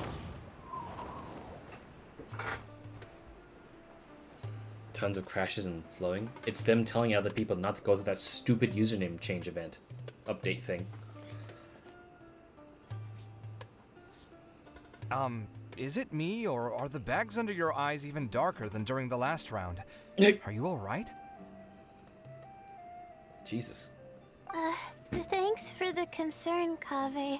I just haven't been sleeping well lately. Layla's voice actress has come a while. I remember she was like really overacting and sounding really bad, but now it's better. Even though I try to fall Somewhat. asleep, I can't get the championship out of my head. And before I know it, it's morning again. I know the feeling. That happens to me too when I'm agonizing over my blueprints. Do you have any tips for dealing with that? To be honest with you, no. You could say there are many things that don't have a quick fix and can only be endured. I suppose you can think of it as something akin to an illness. Sometimes there's no effective cure, so you just have to let things run their course. I don't know what's stressing you out, but I can feel all the anxiety and pressure coming from you. The next round's about to start. So chin up and do your best. Oh, look at that smile. Okay, you do your best too. Looks like everyone's here. I will now explain the second round to you all. There are 3 leyline disruptors buried in the area around Aru Village.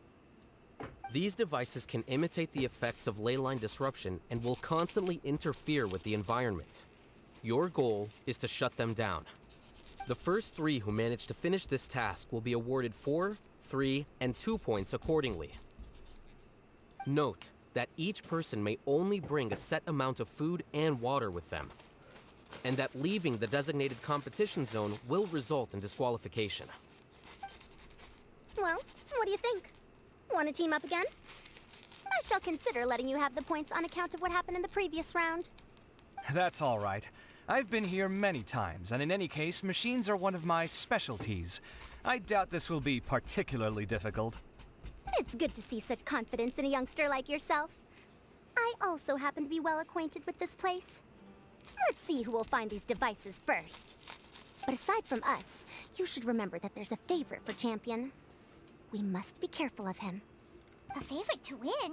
Who is it? Shh, not so loud. I mean that boy, Tainari. He took first place in the previous round, and if he does so again this time, we may as well declare this competition over. I heard that you solved the Avidya Forest's leyline effluence problem with him not long ago. Since this round involves resolving a machine-simulated leyline disruption, it should be a simple matter for him. That's true. It does look like his odds of winning are pretty high. He already has Kale, who is an excellent pupil. If he were to win this round as well, then wouldn't we just be letting him have all the fun? That's true. As his senior, it's my solemn duty to prevent such an inequitable arrangement from happening. I'm off. I'll get going as well. See you later. How are you feeling? I think I'm okay, but I'll take things slowly for now.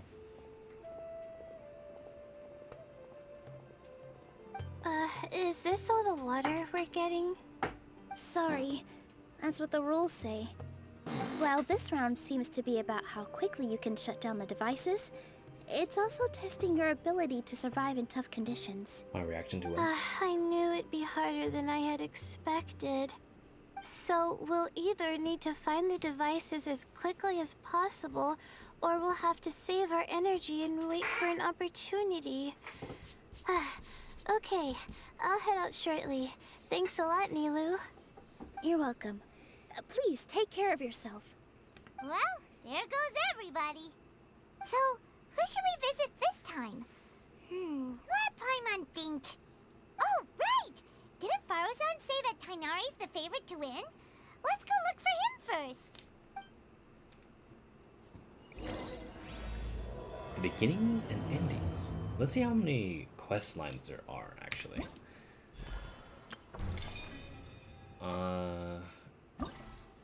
Okay, there's only 3 acts. Okay, cool. We should be done by the next hour, and then I'll just do my shit myself.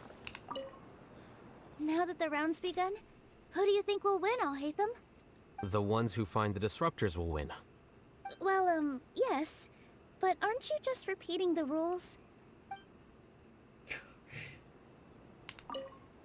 Now that the round's... The ones who find the disruptors... Well, Okay, cool. I see everything. The weather today might affect this round. I'm not sweating too much, am I? Oh, it'd be so embarrassing if that was caught on camera. Why is Nilo cute? Nilo's cute, man. We gave her too much shit.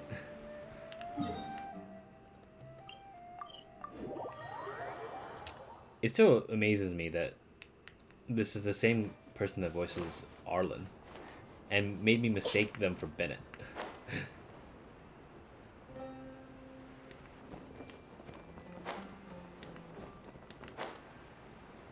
Dude's just hanging out. Hey, Tainari? Tainari! Huh? Weird. The locator says that he should be around here somewhere. Tainari! He's over there. You're right! Huh? Oh no, it looks like he's fainted! We have to help him! Oh yeah, he doesn't like the desert a lot. He has heat stroke. Tainari, are you okay? It's so hot. Oh, so you passed out because of the heat? Are you not used to getting around in the desert? That's right. I usually bring lots of water when I go to the desert, precisely to avoid this situation. I went through all my water very quickly, and with the effects of the disturbed ley lines, I started feeling dizzy. My ancestors, the Valuka Shuna, were originally from the desert. But I guess this is what happens when a species migrates. They become intolerant of their original environment. This isn't the time for a history lesson. Let's get you some water. Humans. Such fragile beings. Your bodies can't even survive extreme changes in the environment. And you consider yourself strong? Here, take this. Let him drink it.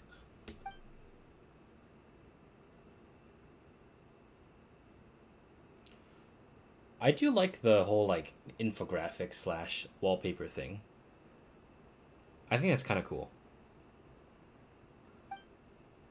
He's not even human, though. Are you serious? This had better be just normal water. Hey! You're leaving already?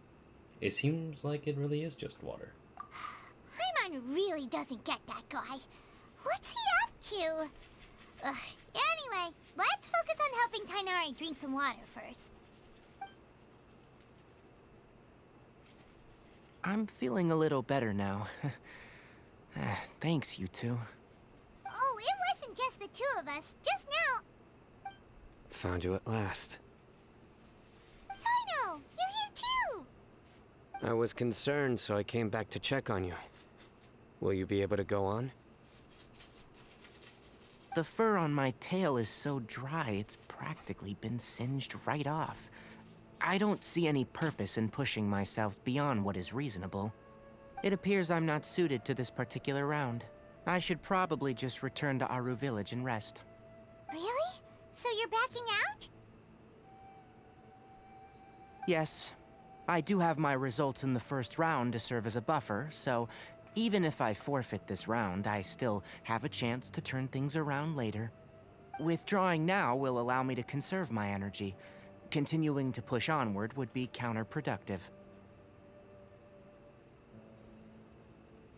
I agree. A wise decision. Let's get you back to Aru Village. It's fine. I can make it back on my own. Oh, stop trying to be so polite. Come on, we'll help you back to Aru Village.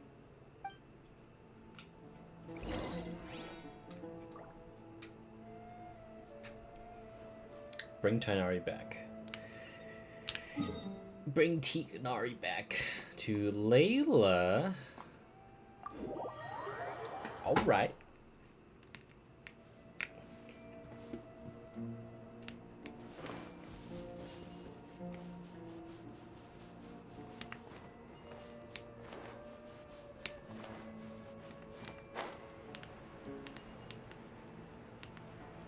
Oh, she's underneath me. What the hell?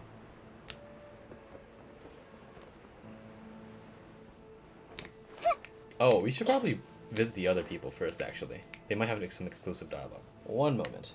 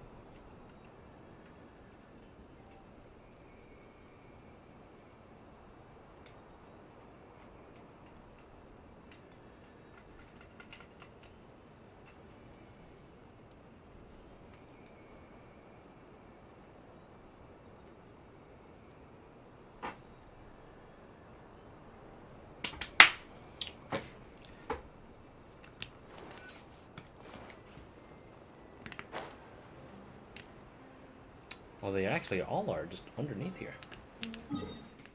Well, in that case, let me visit the others. Shit, son.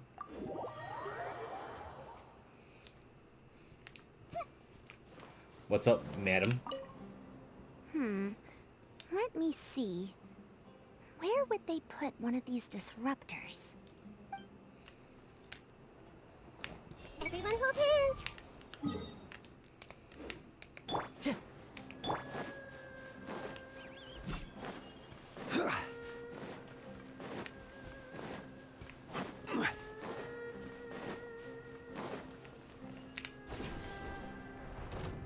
Just some random enemy.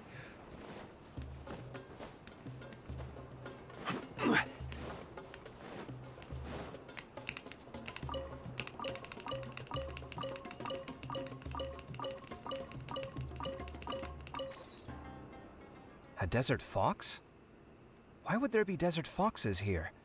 Oh, whoa! Stop biting my clothes! Hey! I see everything. Is that the same thing? A desert fox? Can I kill it? I can't kill it. Alright. Damn shame.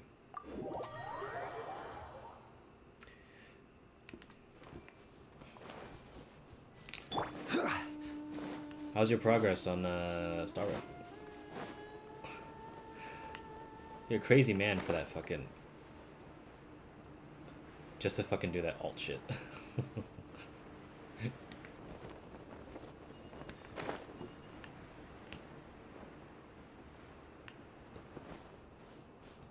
Ah shit, did I miss him?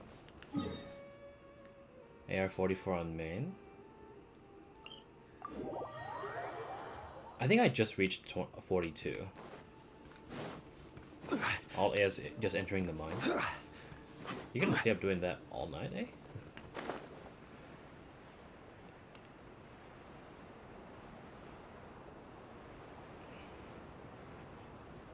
Still, you reach 15 rather quickly. That's for sure. No, I just closed the game now. Alright.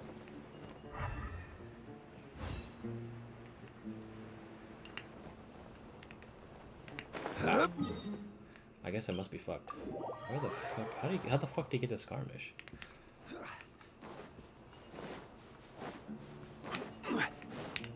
Maybe it's over here beyond yonder.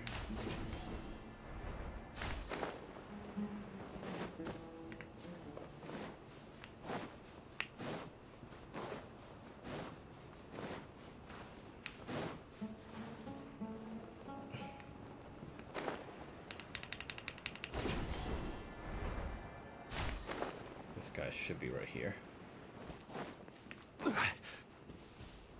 Where are you? Is he right here? Where the fuck is he? Is he down here? No, he's not. The fuck?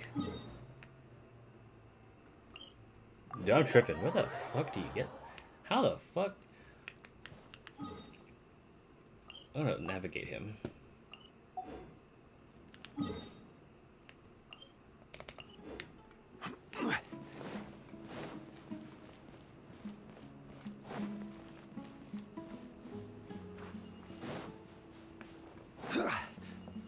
Is there a mine underneath there? Or is he all the way up there? Oh, he might be. Maybe. No, he's not. Otherwise it would show.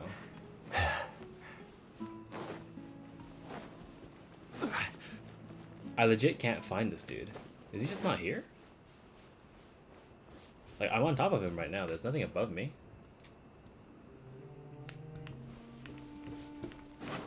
It's like a passageway beneath me?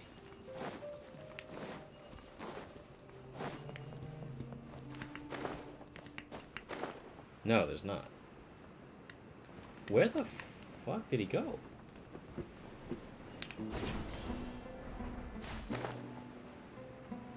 What the hell? Is it bugged? Yeah, let's swap over back to daytime. Maybe there.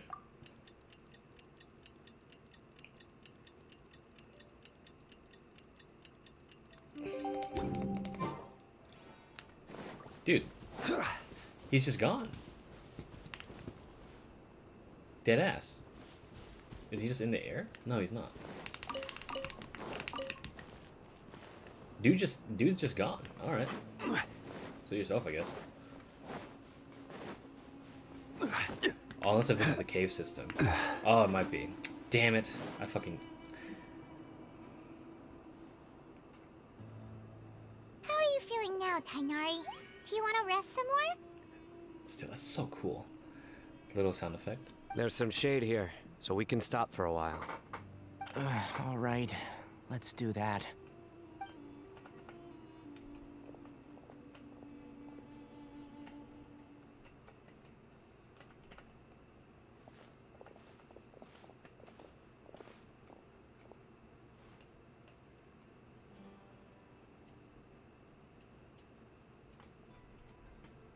Oh, Sino and Tainari. And you've got the Traveler and Paimon with you. Oh, hey, Layla! Yeah, the sun was too strong, so I decided to take cover here for a while. What about you? Are you all done already? Unfortunately not. I'm not quite as capable as I thought. I intend to withdraw from this round. Sino and the Traveler are escorting me back to Aru Village. Withdraw? Can you even do that? I believe the rules do provide for such a situation. Alhaitham did say that the act of leaving the competition grounds would result in disqualification from the round. Didn't I ask you if you were all right before this?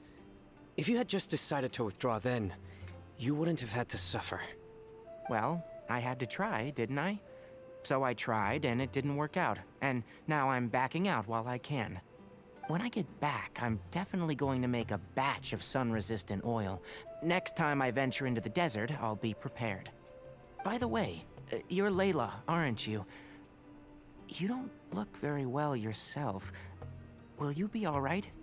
I did feel a little faint when I first entered the desert, but I feel a lot better after resting here for a while. Be careful not to push yourself too hard. Don't worry. I'm just... Feeling the pressure? Uh-huh. You can tell? Your expression is similar to the ones I see on criminals' faces when I interrogate them. To tell you the truth, I'm still not sure whether I have what it takes to represent the Ratawa Darshan in the championship. Most people voted for me because of all the rumors surrounding me, and to be honest, those rumors don't really mean anything. Now I don't know how to deal with all the expectations they've put on me. Even the people who usually criticize me voted for me this time. So I feel like I have to live up to their expectations somehow. So their expectations are putting pressure on you. Yes. Actually, I heard that you were voted in as well, Tainari. How do you deal with it? To be completely honest, I don't really feel any pressure. Firstly, those who expect things from you do not necessarily do so for benign reasons. On the other hand, those who do consider your feelings certainly wouldn't want you to push yourself. Next, we are researchers. Our primary duty is to interact with knowledge, not to meet others' expectations. As for me, I took part in this competition to advertise for an academic lecture at Gandharvaville next month. I'll obviously try my best during the competition, but I won't let any additional pressure get to me. I think you can also try to find a clearly defined goal. That may help you. That's cool. I understand. Thanks for your advice. I'm absolutely parched after talking so much. I've still got some water with me. No, I'll be all right. We aren't far from Aru Village, so I can go the rest of the way myself. You should get back to the competition. Don't you want to win that limited edition card? Yes. All right then. Your spirit will live on through me. Hey, don't talk like that. I'm not dead, Sino. Everyone, I'll be heading back now. See you after the round ends. I'll continue searching for the ley line disruptors. Are you feeling better now, Layla? Yeah, I feel like some of the weight has been taken off my shoulders after chatting with Tainari. It's been a long time since I first left my hometown to come to the academia, and every day here has been so precious. But of course, there have been some rough times. All sorts of complex astrological models, countless quizzes, and essays that took all my brain power to barely finish. Each of those things are like huge boulders barreling at me, forcing me to continue running forward. When I was chosen as my Darshan's representative, it felt like another boulder was added to the ones already rolling behind me. Every time I close my eyes, I think of all the people I'd disappoint if I mess up.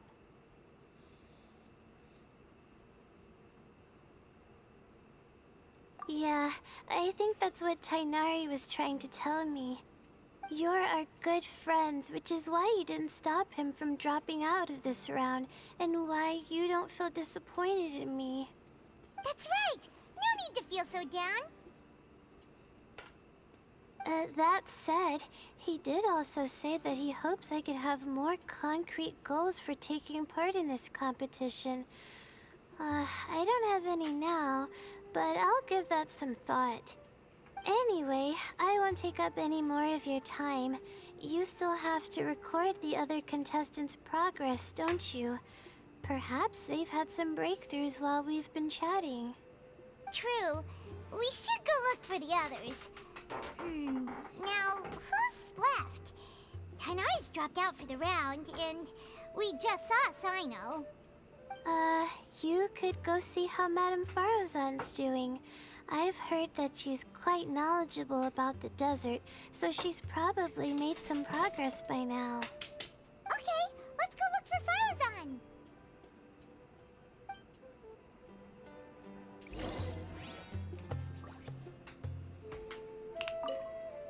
Don't worry, I'll be fine.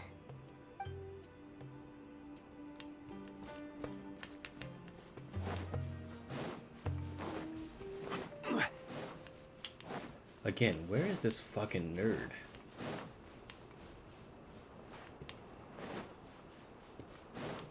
Oh, what the fuck? Why is he here now?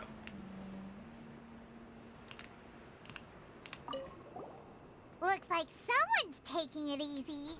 You should be thrilled that I have nothing to do. Otherwise, that means someone's in for a very, very bad day. But if you don't get any points this round, you won't have a shot at winning. It's not like I care about winning or clout. Really, the real prize for me is watching all these people fight over something so useless. Oh, you reminded me of something. There shouldn't be any more incidents after this round. If you'll excuse me, I have somewhere to be.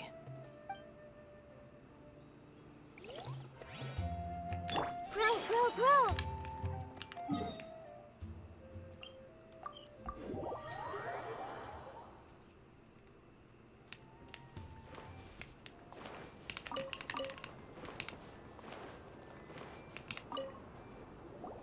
Hey there, Farozan. Have you made any progress? Ah, you're just in time. I'm about to start digging right here. Oh, you found the ley line disruptor already? Such a simple problem could never confound me. Not long after entering the desert, I discovered a primal construct that was acting abnormally, so I followed it all the way here. Once I got near here, it suddenly disappeared. Something unusual must be happening around this area. You're a true expert, Madame Farozan. You knew what to do right away.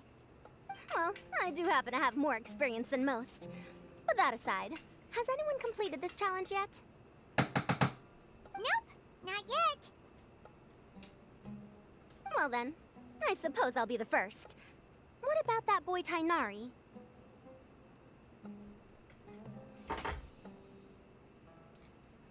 Oh? And why's that? He's not used to being out and about in the desert. Huh. I didn't think he would have such a weakness. I suppose he could use a bit more training. What about the others? Is that Ratawahist girl still a bundle of nerves? Tainari gave Layla some advice, and she seems to be doing a lot better now. Sino just started his search for the disruptors, and as for Hat Guy, well, who knows what he's thinking. And what about Kaveh? Has he found a ley line disruptor yet? Paimon doesn't think so, or our locators would have already let us know. Strange. What's he lollygagging for? With his skills, you should have heard something from him by now. Well, I'm afraid the most thrilling moments are already done here. You should probably go find Kaveh and see how he's faring now.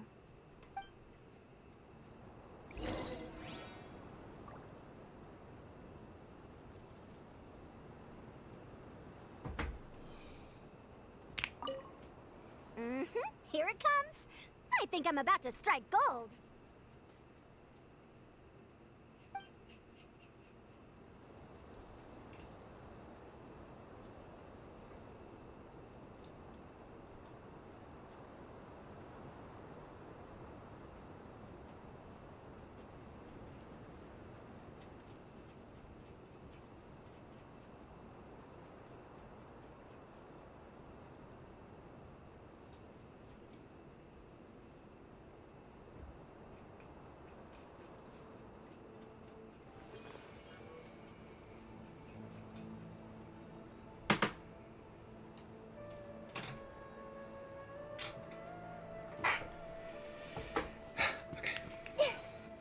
Time to go.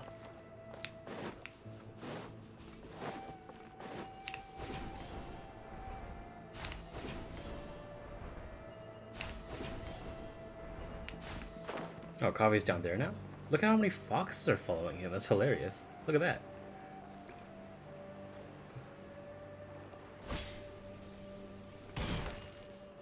Look at that. What the hell? Come on, stop following me! I already gave you all the food I had on me. You can cry all you want. I don't have any more food. All I have left is a half bottle of water, and I can't possibly give you that. Without water, traveling in the desert will be incredibly difficult, and I still need to find what I'm looking for. Mirak, can you help me out here? Keep them away. So that's what it's called. Mirak. Kaveh, there you are! We're just lugging around a camera. Farozan told us to come see how you're doing.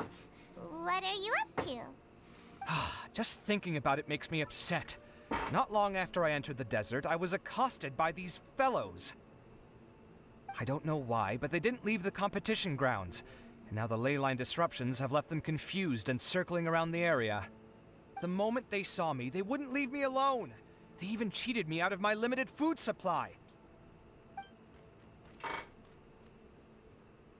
Beep boop.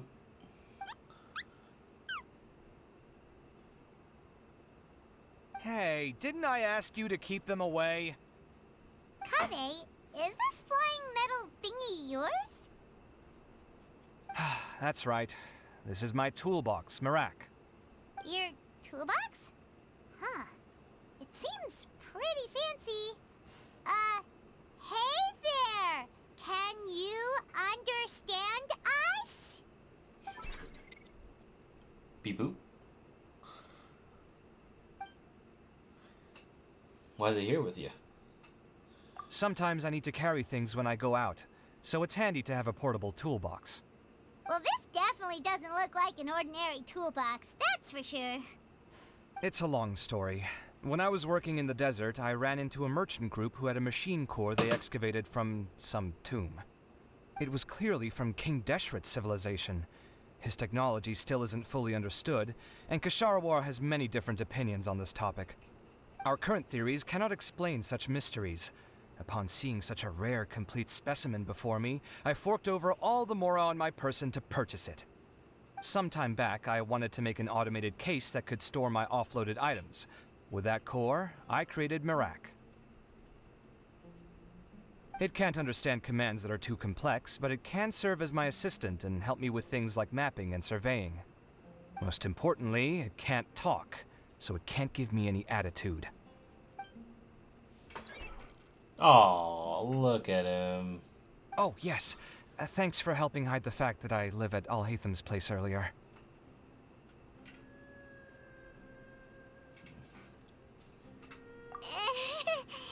Sorry. I hope this season of my life ends soon, so I can get things back on track. Things just started going downhill at some point. Maybe it all started when my mom remarried and left for Fontaine. Or maybe it all started when I spoke to Alhatham in the library. Or maybe it's because constructing the Palace of Alcazar's burned through my funds. I'm still paying off the debt from that one. Oh, when's this going to end?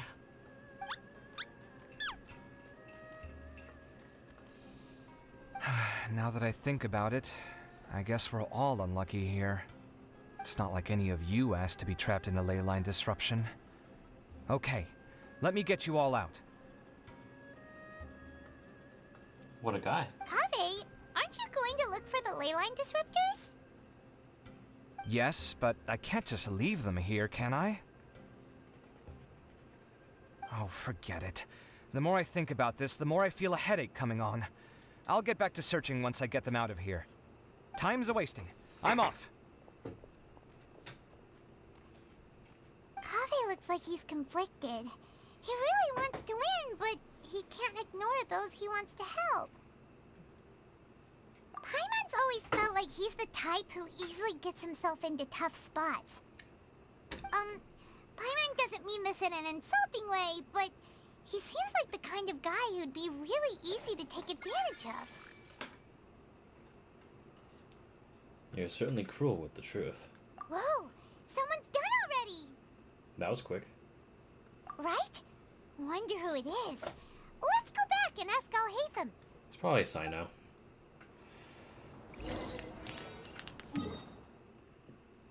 Oh, Kaveh's all the way down here now.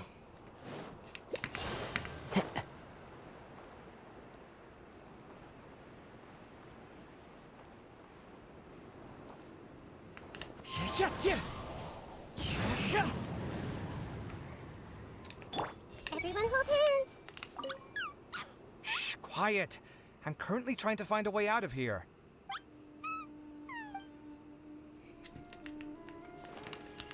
That's kind of cute, but also very sad.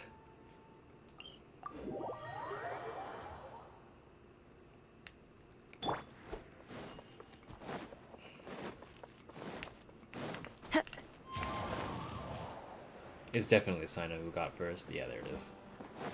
That's his specialty, alright.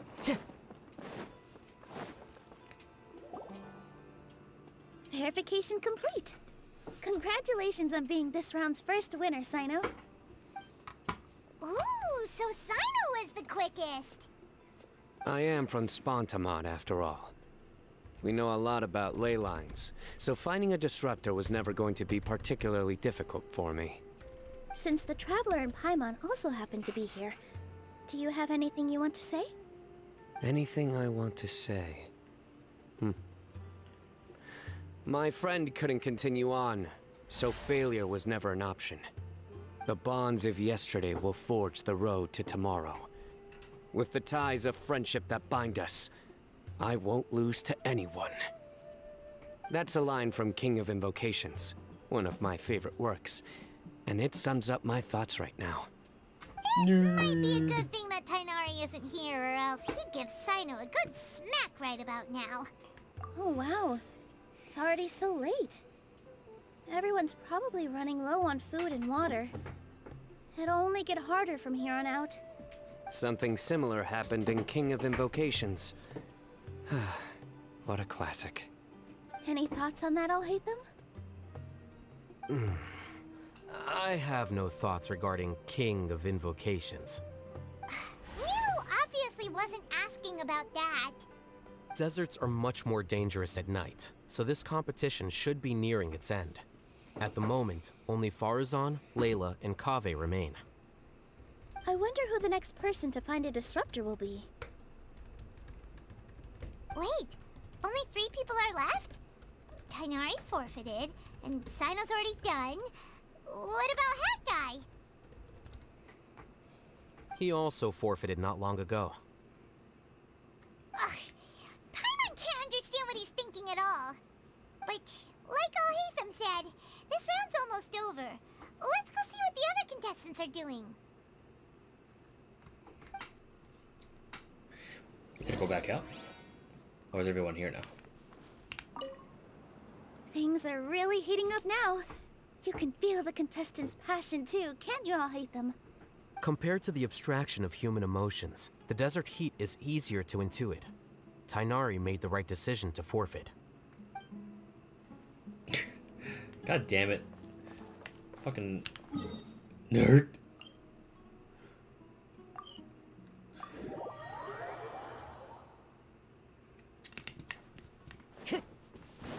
Layla's all the way up here? What the hell?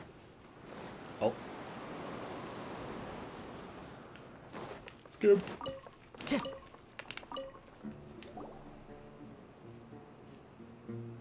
Hello again.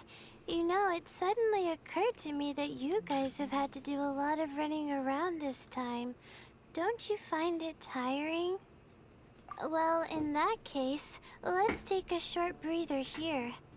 The desert's getting colder now that night's falling, and the wind can really sting your face because of all the sand in it. Has anyone finished this round yet? Sino's already shut one down. Have you made any progress yet? I circled the whole area, but I didn't find anything. But I did have the chance to think some more about that thing that was weighing on my mind, and I realized something.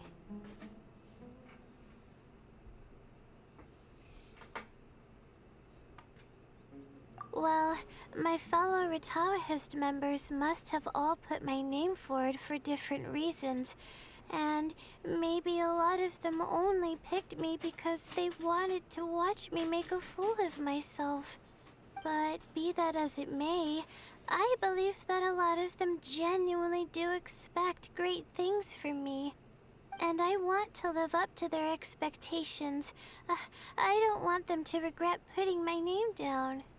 Huh? But doesn't thinking like that put a lot of pressure on you? Of course, that comes with some amount of pressure for sure.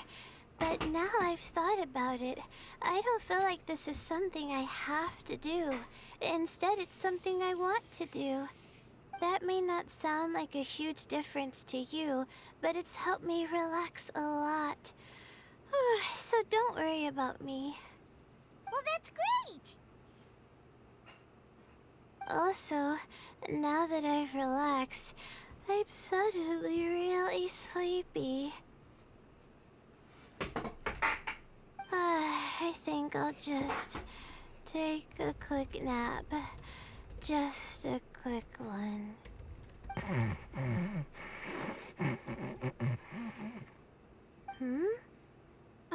But the competition isn't over yet. Oh, Layla. She's really a bundle of nerves, isn't she? She sounds like me when I sleep. What the fuck? Wait, you're... The other Layla. Good to see you too.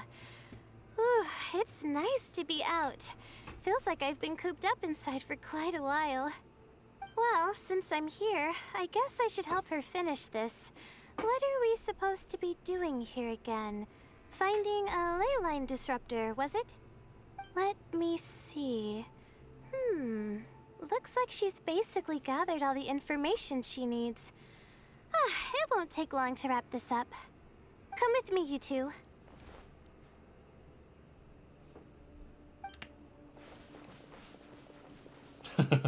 You just fucking took off. Do you ever get the feeling that the ley lines have a regular flow? Similar to the way that celestial bodies follow fixed orbits. If we were looking down from on high, I wonder whether we'd find that the ley lines are just the reflections of the stars upon the Earth. Not all astrological phenomena can be directly observed. Some are deductions based on other details that we know. It's the same situation with the ley lines. The parts of them that are hidden underground can be identified via elemental energy, sound, and other phenomena. Time to go.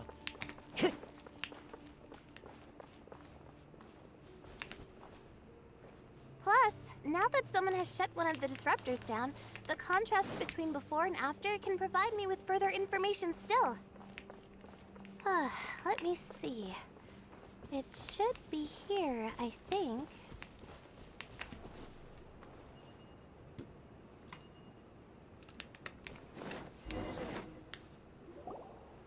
This should be it, right? I'll turn it off. That should restore the ley lines in the area to normal. Nice work! Again, I didn't do any of the real work. I'm just wrapping up. She'll probably wake up soon. No doubt she'll be a little disoriented at first, but once she's got her bearings, she'll go and report that she shut down this disruptor. Will you be staying here for a while? Or are you going to check on the other contestants? Oh, time to check our locator. Whoa, it looks like Kaveh and Farozan are headed towards the same place. Perhaps they're about to find the last disruptor. Also, speaking of Kaveh, he's an interesting one. Huh? Why do you say that? Before the second round, he had a chat with the other me. He said that worries can be like illnesses. They don't always have a magic cure. Sometimes you just have to endure them as best you can until they run their course. But the way I see it, his situation is much worse than my other self's. She just hadn't found what she wanted to do at the moment, which is why she felt lost. Kaveh, meanwhile, knows what he wants to do. He's convinced that he has to win, and yet he still seems conflicted. He doesn't have a second personality, but somehow he still seems that he's at odds with himself in some way. I don't know exactly how to describe it. It's like he's smiling on the outside, but there's no joy inside, only sorrow. Still, who knows? He must be more experienced than me. Maybe he's just better at dealing with it all than I am. But back to the topic of wrapping up. Shouldn't you be getting back to the action to record how everything plays out? Last one, then the round's over. Oh, true. Okay then, guess we'll be going now. We'll keep everything you said in mind. Kaveh and Farozan were super confident at the start, but it turns out they're the last ones to find a disruptor. But between the two of them, who's going to get there first? Let's head over quick. Oh.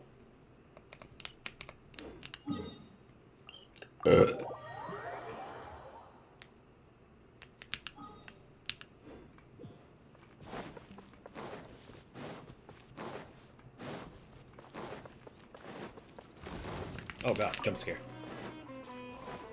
Time to go.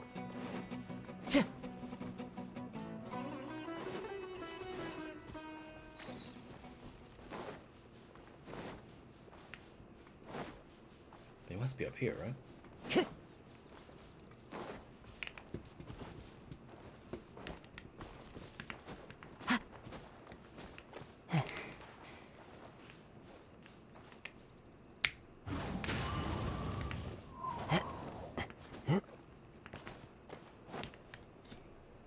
It should be around here. Finally found it. Kaveh? Are you? Oh, Madame Faruzan. And here I thought you would have finished this round by now. Farozan, Kaveh! Oh, looks like Layla's already done. I didn't expect that you and I would find a disruptor at the same time. How are the other contestants doing? Tainari and Hat Guy forfeited, while Sino and Layla are already done. You two are the only ones left. Huh? That's weird. Didn't you start digging really early on? Yes, I kept digging, but instead of finding a disruptor, I found a ruin. I fell down pretty deep, and it was completely dark in there. It took me quite some time to unlock the various mechanisms and return to the surface. That's actually really impressive. Finishing a week's worth of trials in such a short time. Huh. That's pretty amazing, Madame Faruzan. What about you? Why are you so late? I encountered a lot of lost desert foxes along the way, and I brought them to the outskirts of the competition zone. When I came back, I was absolutely parched. And then I blacked out. Probably from the heat, you know? When I woke up, it was already night. I used the last of my strength to come here. A most curious reason indeed. But are you sure you're all right? It sounds like you were in an incredibly dangerous situation. You said you were familiar with the desert, but the way you handle problems... It does feel rather at odds with your title as a genius. It was problematic, but that had nothing to do with me being a genius. It was my decision. The way I did things wasn't optimal, but I wouldn't have been comfortable not doing it either. My conscience would have weighed on me. Youths these days, each stranger than the next. But back to the main issue at hand. Since we are both very certain that this is where the final leyline disruptor is, let's dig it up then.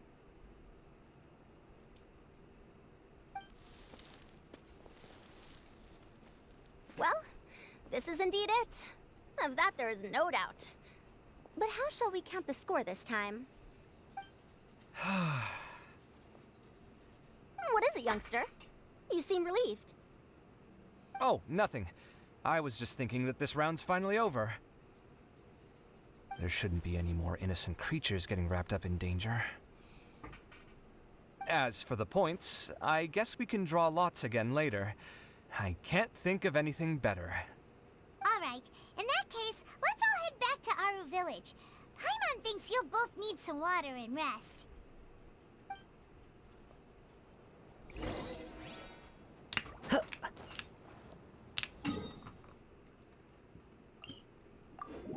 Still here, Fox? It's getting late for you, I know. Way past your bedtime. Time to go.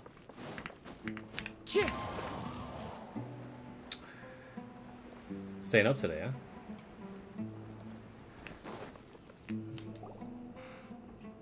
Looks like the second round is over. I wonder who is faster, Kaveh or Madame Farzan? Huh? Where's Madame Farzan? She went to get water. She'll be back shortly. We basically arrived at the same time, so we'd like to draw lots again. And this is not intentional? No. Fair enough. Hear me out. Actually, no. I think I would piss off YouTube. Actually, no, I don't care. What do you think of... You know what? I'm gonna see if this exists. I'm doing another rare ship. Farzan Kaveh?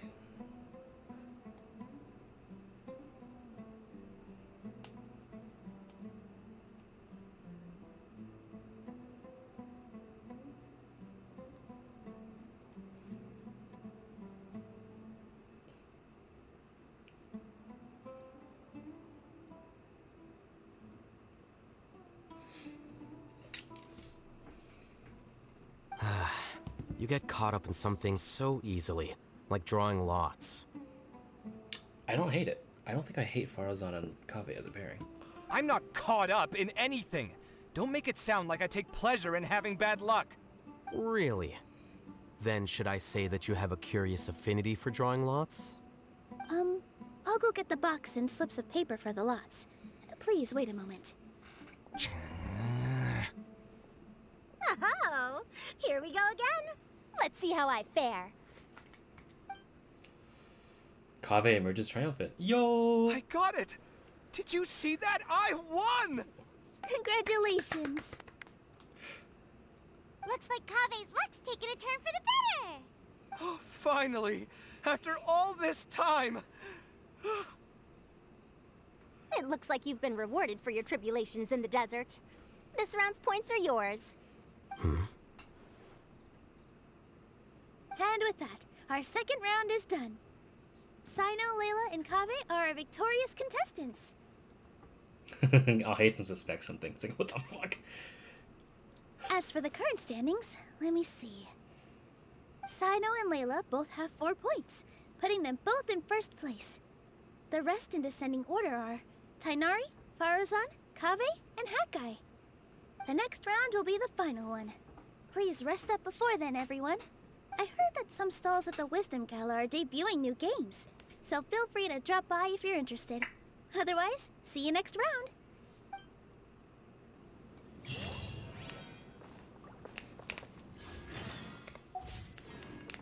I can't fucking wish. Okay, this is the main quest. I wonder if someone fucking snagged the crown again.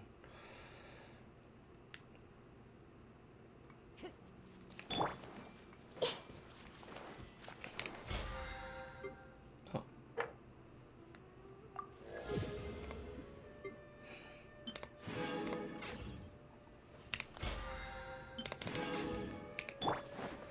Time to go. The kids are here. Oh, what the hell? I didn't even notice that up there. Feels like something's been on your mind this entire time. Traveler, Paimon. I finally found you. Finally? Did something happen? Don't you feel like there's something off about this year's Academia Extravaganza? When Candace and I were at the cafe earlier, we might have caught sight of some mercs on business. Thing is, they were disguised as tourists here to shop. But no disguise can mask the stench of blood. Just from their suspicious looks, I bet they do dirty work like kidnapping or assassinations. We eavesdropped on them for a while. Their target seems to be someone called Sachin. Oh. Sachin? Isn't that the person who Karina mentioned during the opening ceremony? He's apparently the sponsor behind the competition prizes and the Diadem of Knowledge, but he hasn't shown himself at all. Sounds like a rich person, all right. It makes sense now. The Eremites have been struggling to make ends meet recently, so a lot of groups have been doing private work that involves the rich. In their words, one gig sets you up for half a year. Just one job like this nets them enough mora to take it easy for a while. The extravaganza has brought many tourists to Sumeru City all at once, so it's likely that they took advantage of the bustle to sneak in. Dia and I wanted to directly capture them, but they were on guard and made some excuse to slip away. I would have tied him up if it wouldn't have caused a scene. Who's legally supposed to take care of this kind of thing? The Matra or the Corps of 30? If Sino were here, he'd definitely get involved. Why don't we head over to the Academia and tell Amatra? Thanks a million, you two. Not at all. It was coincidence on our part as well. Yeah, don't sweat it. The Eremites' reputation is gonna get even worse if these scumbags succeed. But this is Sumeru City. Candace and I don't have as much freedom to act here, so we're leaving this in your hands. Should you require our aid, come find us at the cafe.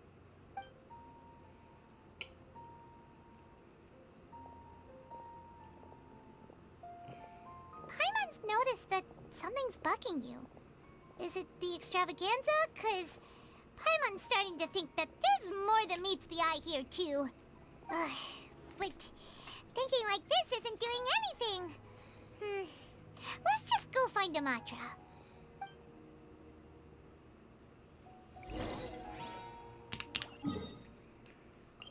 We're just gonna find weak ass again?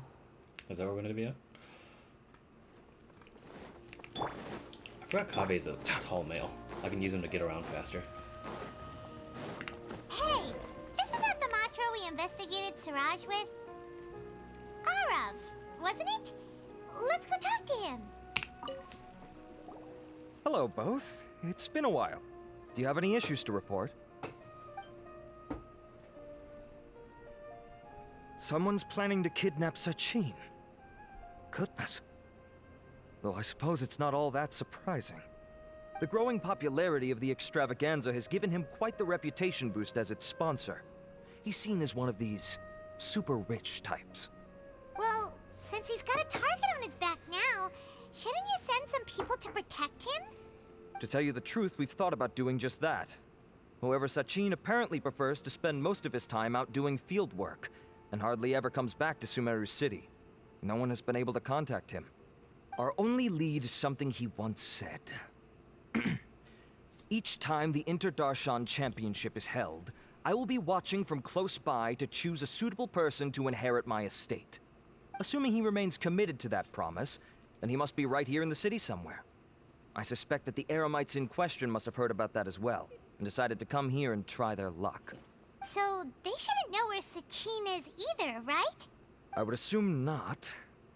Anyway, Mahamatra Saino is still on vacation, so I'll handle this. Don't you worry. A couple of kidnappers aren't gonna get very far in Sumeru City these days. I have my ways of forcing them out into the open. All of that said, if you're interested in Sachin's story, why don't you try tracking him down as well? The sooner we ascertain his whereabouts, the quicker we can act to ensure his safety. I mean, you could task all the Matra and the whole Corps of 30 with someone's protection, but if the client doesn't show themselves, there's nothing we can do to help them. Fair point. Guess we should start searching for him too, but where should we start? Do the Matra have any information at all on him? None, I'm afraid. He's never committed any crimes or broken academic protocol, so we don't have a very detailed file on him. I've heard that Alhaitham has now stepped down from his post as acting Grand Sage and is back to being the scribe again. Maybe it's worth checking to see if he knows anything. Good idea! Okay, we'll head back to the extravaganza venue and see if we can find him. Rest assured that I will bring these criminals to justice.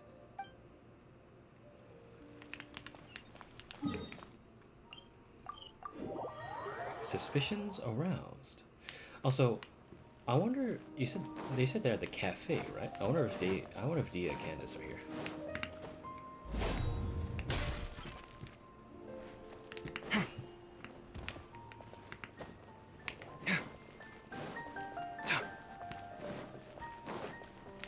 If there are NPCs in the world, that'd be actually pretty cool. But I don't know if Genshin is willing to do this, considering I've been spoiled by HSR. Oh, they are! I'm pleasantly surprised. I'm surprised anyone has the guts to try to pull off something like this during the extravaganza. Just goes to show how tempting a fortune like Sachin's is. What would you do if a sum of mora like that suddenly landed in your lap? I don't know. I've never thought about it. Come on, first thing off the top of your head. How would you spend it? Buying food, finding water sources. That kind of thing, I guess?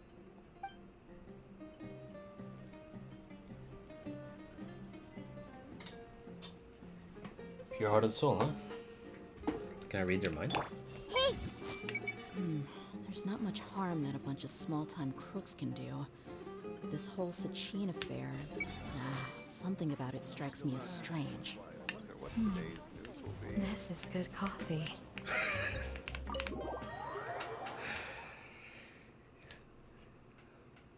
The duality of women.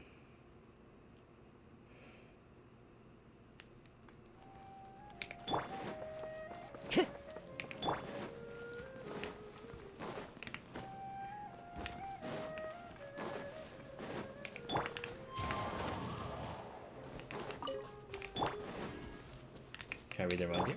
Hey! Nope. What the fuck's I'll hate them?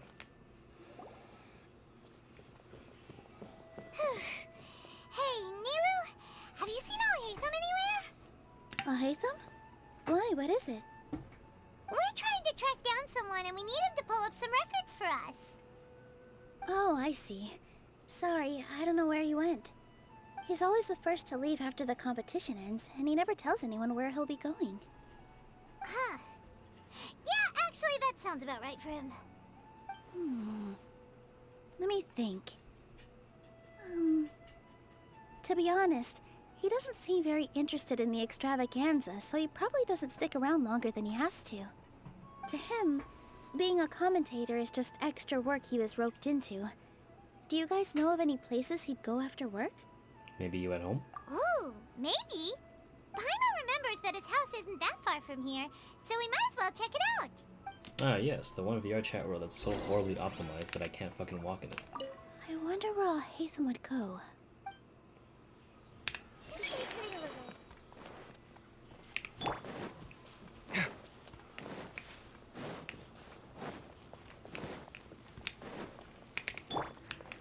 Into the wind. I follow the wind.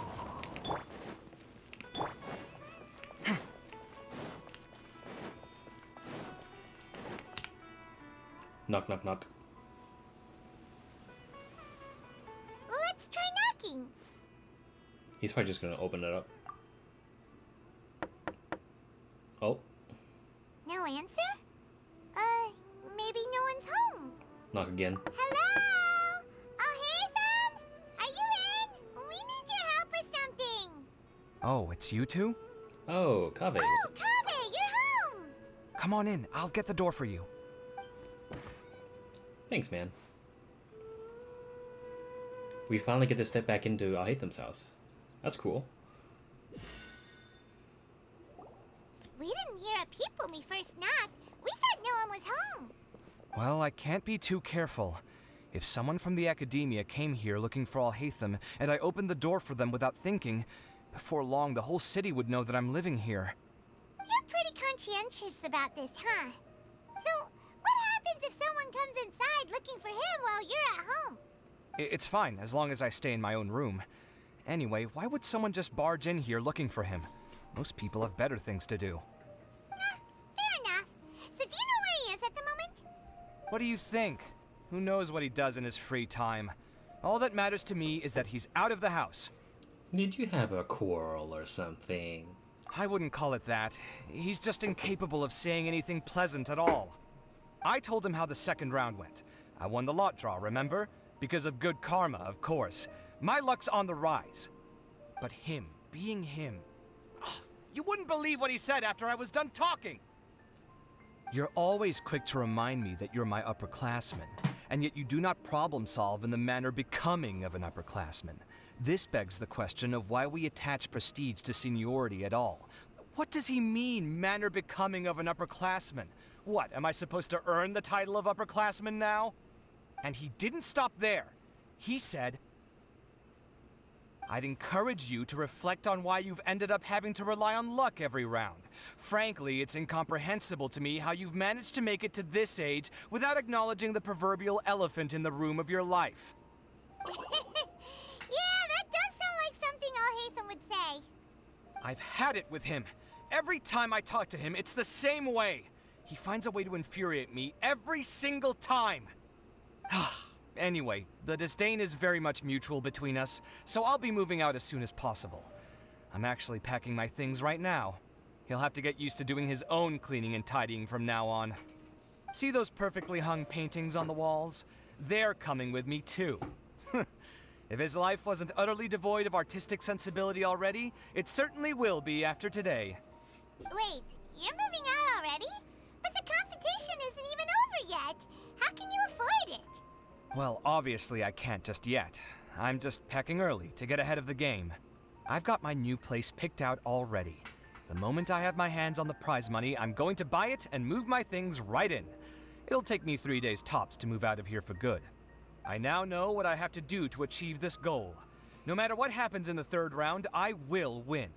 I will emerge triumphant. You'll see. Well, we'll be rooting for you. But are you sure you'll be all right? In what way? Layla said that she thinks you'll get caught up in internal conflict. Meaning what exactly? Oh, don't tell me you think I have serious personality flaws too. Oh, we didn't say that. But think about it. You say you want to win, but you also turned Farozan down when she offered to give you her points. Plus, you took it upon yourself to help those desert foxes. Wait, what's so unusual about all that? I gave you my reasons. I would have felt guilty otherwise. Where's the conflict in that?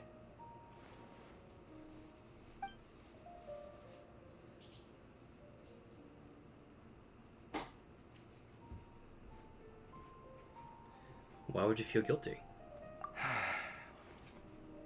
Well, when you put it like that, yes, why indeed? It's a good question. I guess it's just in my nature. Plus, if I just did nothing, then there'd be no escaping the blame if something bad came of it later down the line. But thinking like that all the time must make your life so exhausting. Not to mention that by helping out, you put yourself at risk. Fainting in the middle of the desert, for example. Was that really worth it? It's complicated. Look, let's maybe leave this conversation for another time. What was it you needed Alhatham's help with, anyway?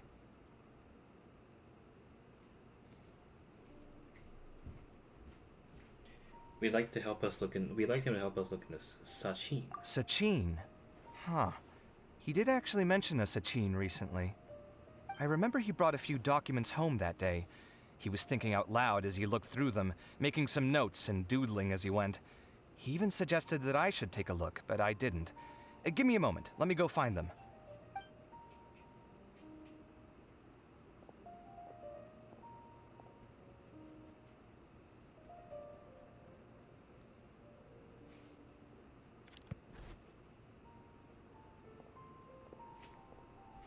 Ah, this is the one. Here, take it. You sure he'd be okay with this? Huh, with taking liberties? He's certainly okay with helping himself to my beer whenever he pleases. And anyway, he did ask me if I wanted to read his notes. I didn't see the point at the time, so he just left them on the side. He doesn't leave documents lying around unless he's okay with other people reading them. It's fine, I promise. Cool, if you say so. Okay, let's see what he's got on Sachin. I fetched the documents for you. Feel free to look through them at your leisure. What a guy, dude. Kaveh is just fucking cool. Did he leave these notes there on purpose? Or was this sheer coincidence? No. But if it wasn't a coincidence, then... Sachin was born into a wealthy family, and his father, Rajput, was a renowned merchant in Sumeru with many properties to his name. At the age of 9, Sachin enrolled into Vahumana and achieved excellent grades. At the age of 15, he completed all of his courses and graduated first in class, at accomplishments greatly lauded by the sages. 16, Sachin ventured out and went to research the local environment and customs. 23, his father passed away. 25, Sachin desert field research caravan and lived in our village for 7 years. 32, he returned to the city. He looked very weary, mental state in shambles, locked himself in his room and did not respond. 33, Sachin entrusted all his properties to the academia and pledged to donate all proceeds to the academia. A minimum of 30% was all revenue generated from the business would be used as fund prizes in the International Championship, which will encourage young prodigies to actively participate in the competition. I will also be donating all my entire permanent symbol of which the diamond knowledge will serve as a symbol of the great honor on the winner of the competition may wear it. In addition, the academia is only given the right to maintain and manage my properties, ownership of something all of the addition how chemical sound each candidate if I particularly identify the parts I'll reveal myself. I will then bequeath all my knowledge. I wonder if Sachin is his dad. I'm kidding. That's completely outlandish, but that'd be funny. Sachin returned to the desert to continue his investigations. No word from him since then. 20 years have passed. So he must be like in his 50s or 60s. That was a lot of information. Paimon's getting a headache. So, to sum up, Sachin put the academia in charge of managing his estate and went off to do research, right?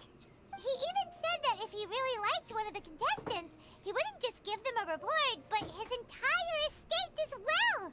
Oh, that must be worth heaps and heaps of mora. What? Are you serious?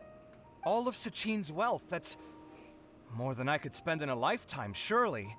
Heck, if I got chosen, I'd be able to pay off all my debts, then buy a new place, and still have cash to burn. I could build another Palace of Alcazar's array, except this time, I'd make it 10 times bigger. Oh, then there's that new project in Port Ormos, of course. The bridge renovation. To do it properly would take upwards of... Hey, snap out of it! You're getting way ahead of yourself there, mister. You're right. First I need to focus on winning and moving out of this place. Huh? Wait a moment.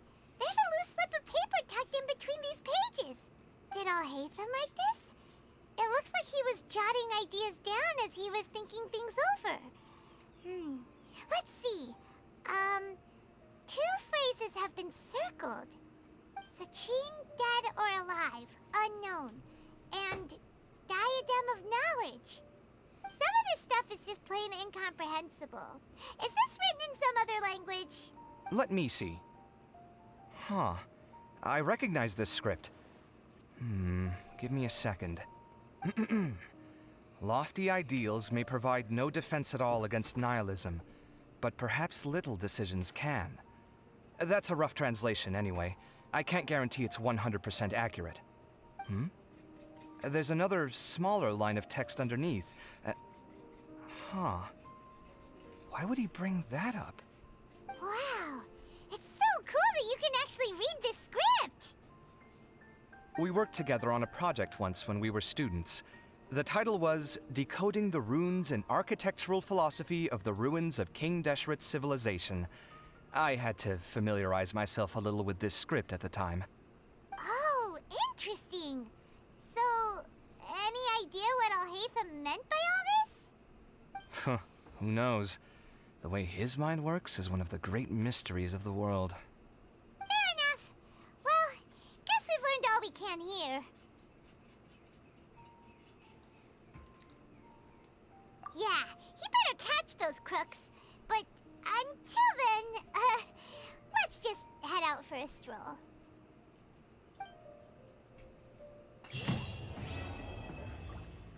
That's it. What do you mean? Oh, we have Dory again. To claim the crown. Did he leave these notes there on... Little decisions. What could have been going through his mind when he wrote that?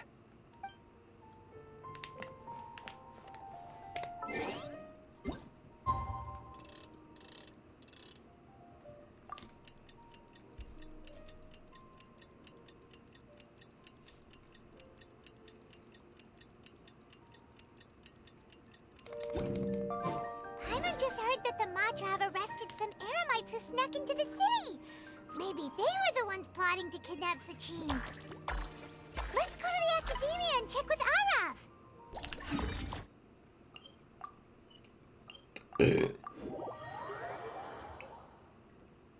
Wait, there was a Dory side quest I should probably do though. Hopefully it doesn't disappear. I kind of want to get the main quest done first, so I can hit the bed.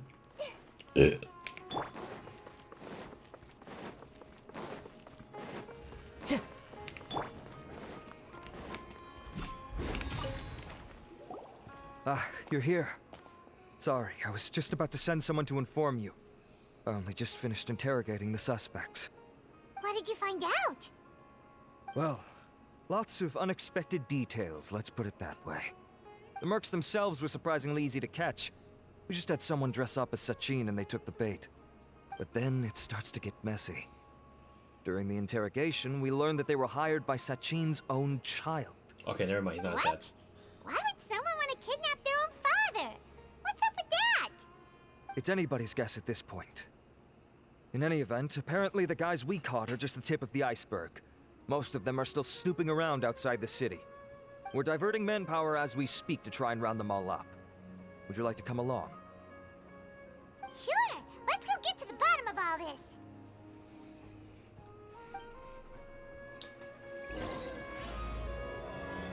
Alright, this should be it. Hopefully we can finish this within half an hour.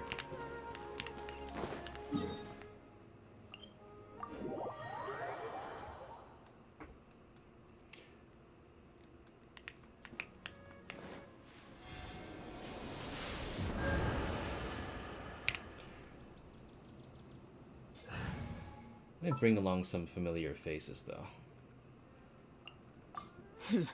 Got a job for me?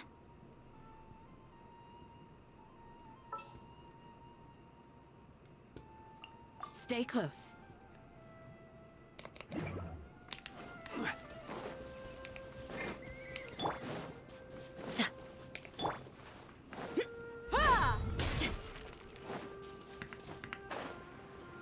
Arav, are you sure this is the right place? Something feels off. I'm positive. But I don't understand why they're all unconscious on the ground. Okay. Boss, we got more company.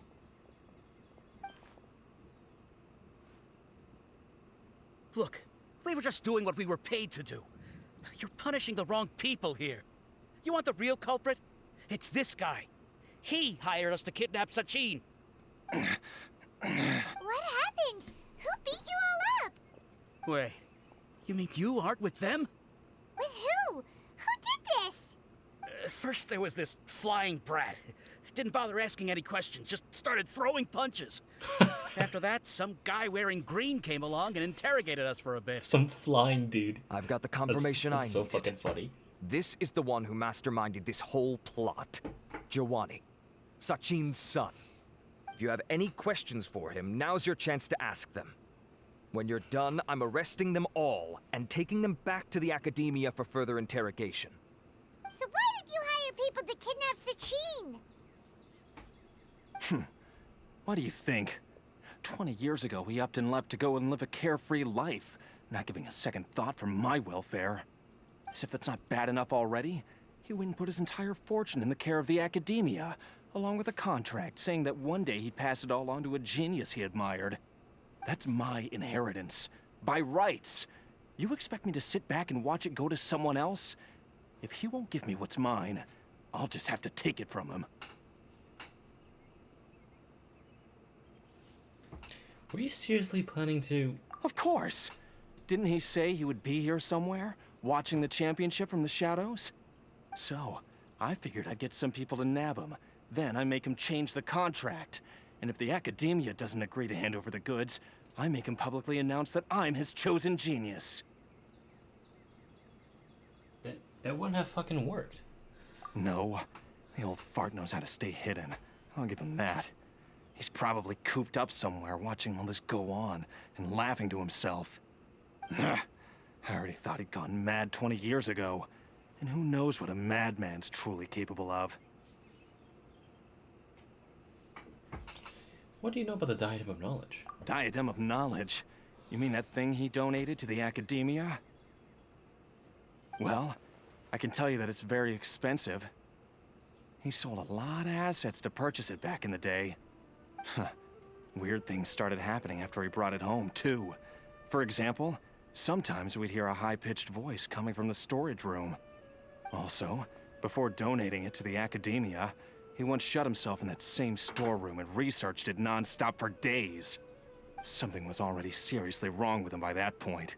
Nothing he did shocked me. What do you mean, something wrong with him?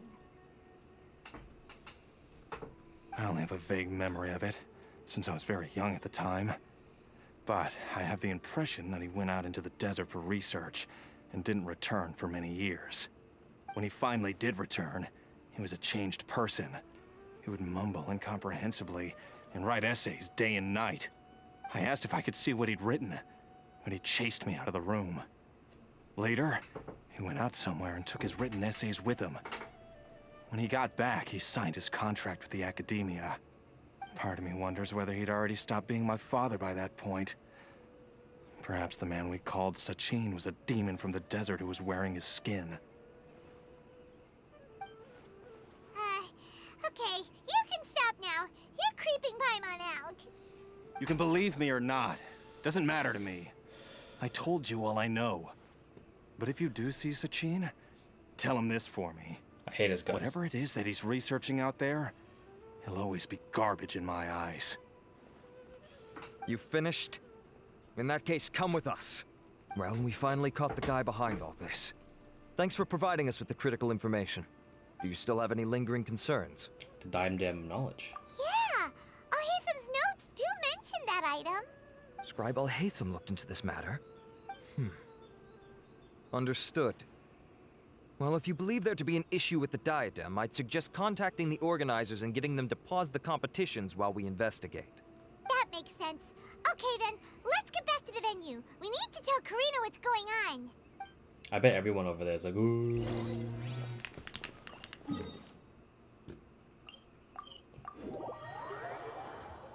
Or is that just an us thing?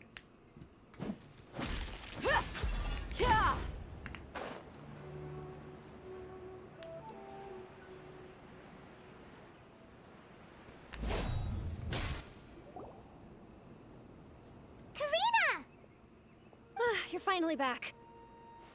Where have you been? I looked everywhere for you. The third round's already started. We were out capturing some bad guys who wanted to kidnap Sachin. But that's not important right now. We think there might be something wrong with the Diadem of Knowledge, and we'd like to investigate it. The diadem? That seems unlikely. The Diadem of Knowledge has been used in every extravaganza over the last 2 decades, always without incident. Why has this come up now? Some new information has come to light. This is pretty serious. Let me think. Okay, here's the situation. The diadem is currently in Mount Ima Forest. We moved it there before the third round began. In the third round, contestants have to go into Mount Ima Forest, find the diadem, bring it back, and place it on the stand. The first person to do this gets 4 points. Considering how close the scores are between our contestants, whoever wins this round is very likely to be the winner of the whole competition. As such, I suspect competition to be very fierce. You might not make it in time. I had to give it a shot. I'll mark the diadem's location for you. Please head there immediately. Let's hope nothing happens. All right, let's go. That's weird. The locator stopped working. Is the forest interfering with it? Ugh. Let's just go grab the diadem. Why this year? Me too, girl. Me too. Why this year?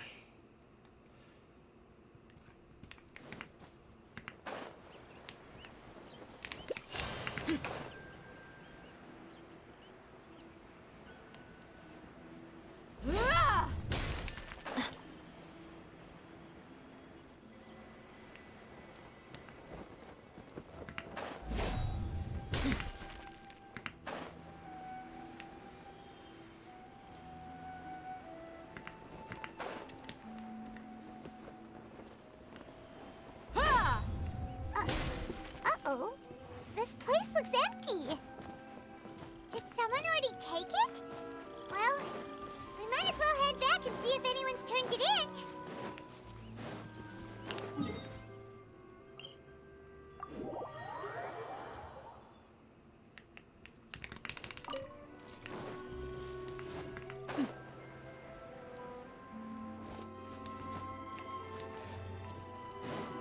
This must be where the cutscene was playing.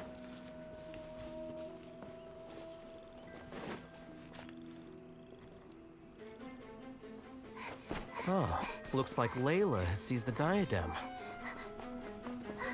But getting to the goal won't be easy.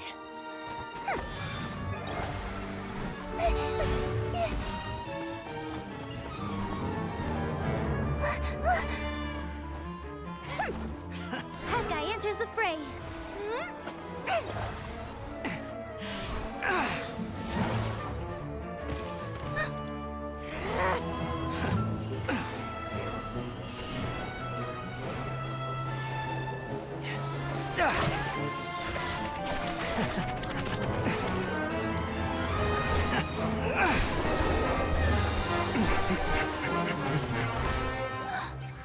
Horizon's device has gone haywire. The competition is heating up. Oh. And here's Kaveh bringing up the rear.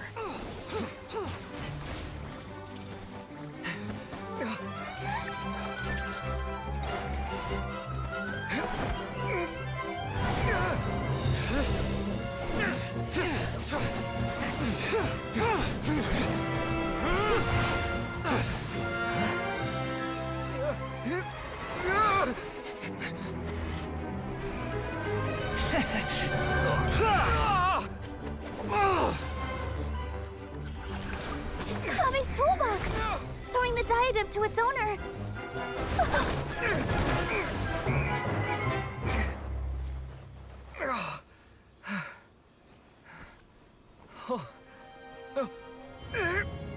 Yes, that's right. Put the diadem in place, and you shall gain all you desire. Who are you? I need you to get out of my head! I am confident that you will not disappoint me. What just happened to me?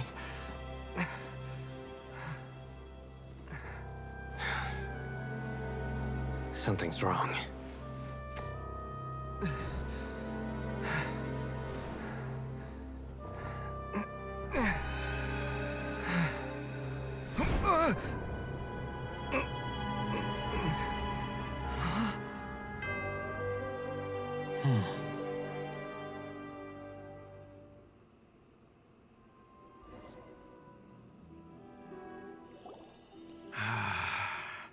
At long last, someone to inherit my estate, and with it, my research.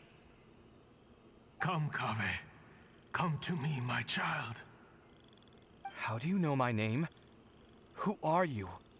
I am Sachin. Well, to be precise, I am but a fragment of Sachin's mind. Fate is a curious thing. Seeing you reminds me of another I once met. But you are made of sterner stuff than he, more cognizant of the trials and tribulations of this world. It is you who are worthy to inherit all that I once owned.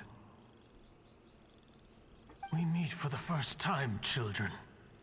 But what I mean to say now is of utmost importance. So please, pay attention and bear witness. You have all performed outstandingly in this Interdarshan Championship. The Academia has many rare talents among its ranks, and you are the creme of the creme. But if I were to choose a successor, I would choose you, Kaveh. Not only because you were victorious, but also due to our similarities in character. Me? Similar to you? Why, yes. Both of us have the misfortune to be idealists. And that is the source of our misery. 28 years ago, I came to the desert and lived there for 8 full years. What do you think I saw there? Alas, endless strife and slaughter. Conflict over water sources. Robbing of merchant caravans. Exploitation of the people relentlessly, day after day. Beyond the wall of Samiel lay a completely different world from the one I knew. The things I witnessed there tormented me greatly. I wished desperately to find a way to save them. So, did you find a way?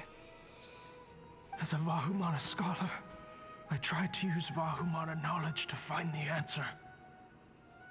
I researched history and anthropology, performed countless experiments on human nature, and even sought out the scholars living deep in the desert who called themselves the Lost Darshan.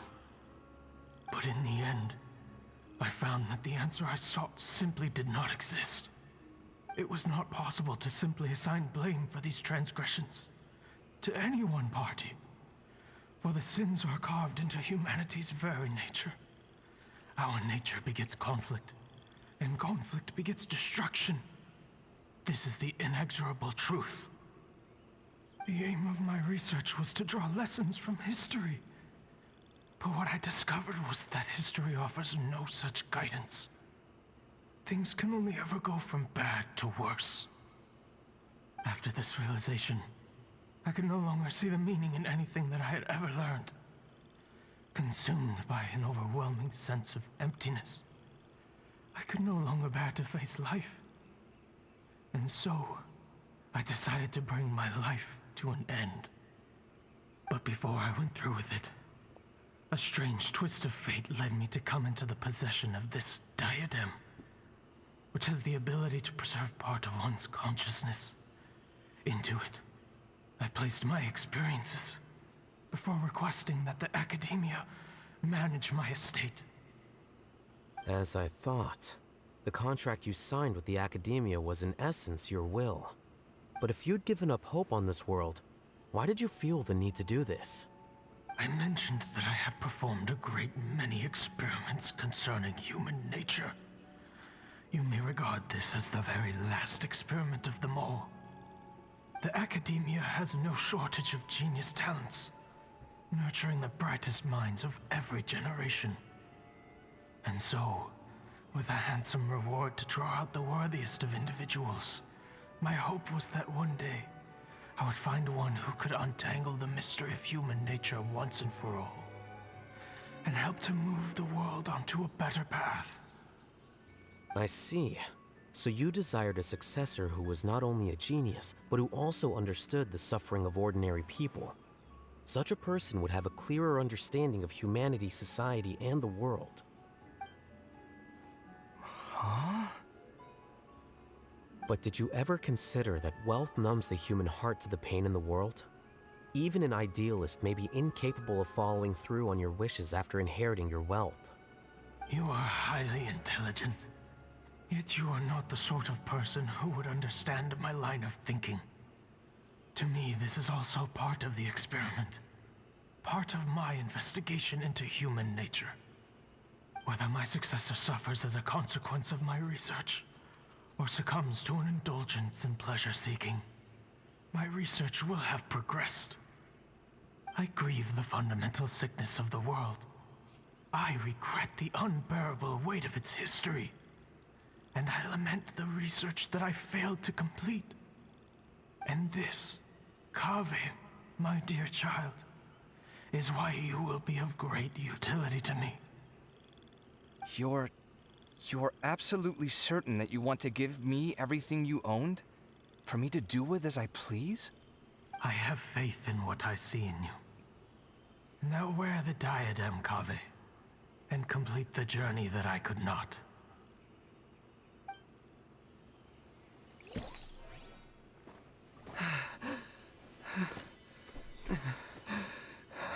Will the verdict I reached cause you suffering?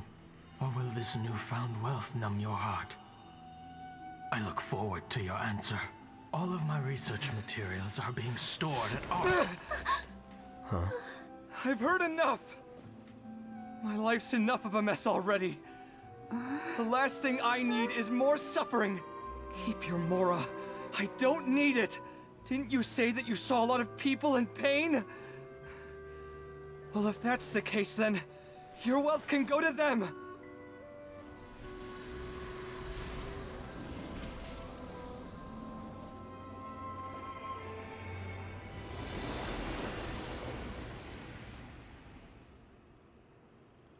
He just broke it. What a god. I guess that'll be the end of that. Kaveh. Are you all right? Any physical discomfort? I'm fine. Thanks, Tainari. Don't worry about me. Don't push yourself too hard. Kaveh. Kaveh may have broken the diadem, but he successfully completed the task prior to that. According to the rules, this makes him the victor of round 3. Points-wise, this also makes him the winner of the Interdarshan Championship.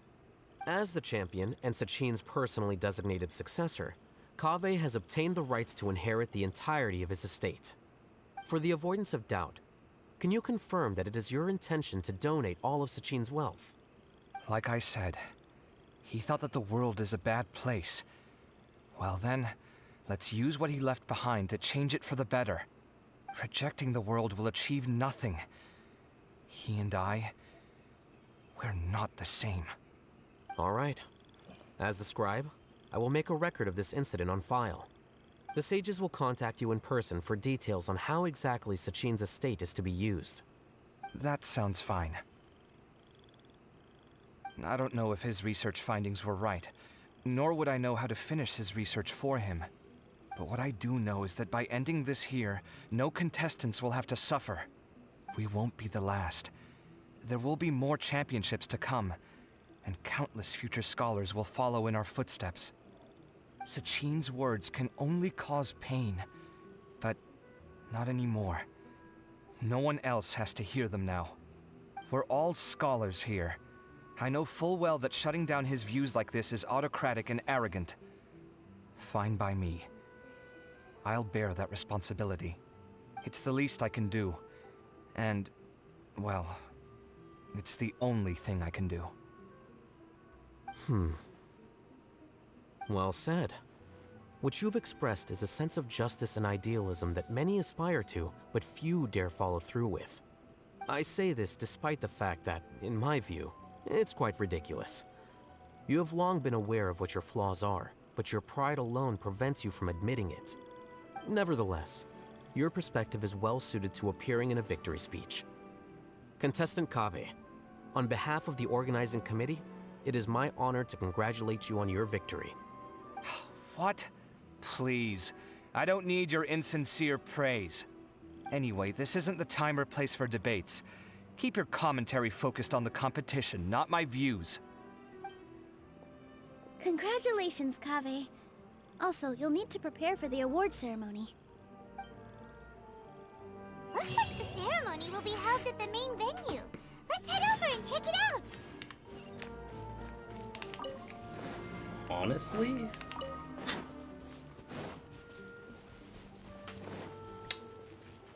I approve. It seems very in character for him to do that.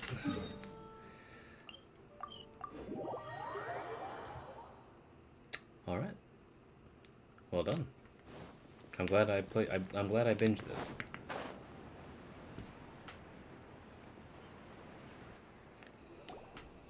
Thank you all for your excellent performance. And that brings this year's Interdarshan Championship to a close.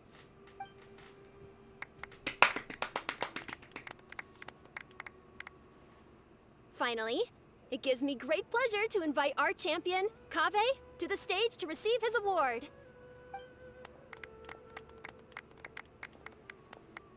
Typically at this point, we would crown our champion with the diadem as well as presenting them with their award.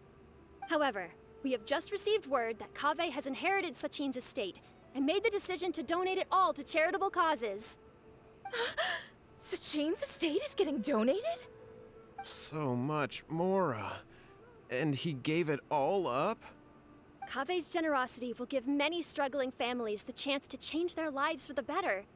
Of course, without the diadem and prize money to present, this makes the award ceremony a little more concise than expected. Would you like to say a few words, Kaveh? I'm sure many of our audience, like myself, are curious to learn why you decided to give all this wealth away. I'm not entirely sure what I should say under these circumstances. I'm glad to have won, even though I'd say luck played a big part in that. As for why I want to give the Mora away, I don't support Sachin's views, and I don't want to take his Mora. With a lot of things in life, people need to experience them for themselves. It shouldn't be up to one person to make a judgment on. Not him, and not me either. Anyway, this isn't really the time and place for such weighty and complicated topics. So, I guess that's all. I'll leave it there. Thanks very much. Oh, Kaveh, just one moment. While this is a short and sweet award ceremony, we do still have a prize to present you with. Please take this limited edition Genius Invocation TCG card. Additionally, your champion status will be logged in your record. This means that the Sages will give priority consideration to any future project proposals you submit. All right, I'll take the card. But as for project proposals, forget it. In that case, I declare the award ceremony over. Let's give our champion Kaveh one last big round of applause.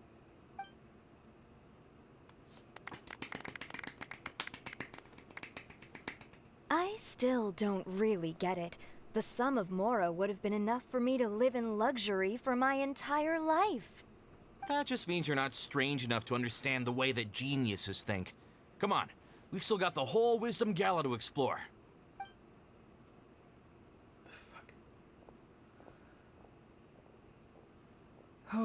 Glad that's over. I think I'm quite good at giving speeches, but this one was just so tiring.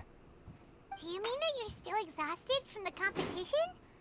Honestly, you don't look happy at all, but whatever else happened, you're the champion, you know? Don't you think you should be proud of that? I suppose. Oh, wait. Sino said he wanted the card, didn't he? And now I have it, right here. So you're gonna give it to him? But if it's a a rare one, you should be able to make a tidy sum of more off it. Why would I do that? It's of no use to me whatsoever. I may as well just give it to him. Could you pass it on to him for me when you next see him? Whoa, whoa! This is a super big deal! You should do it yourself! Come on, let's go find Sino.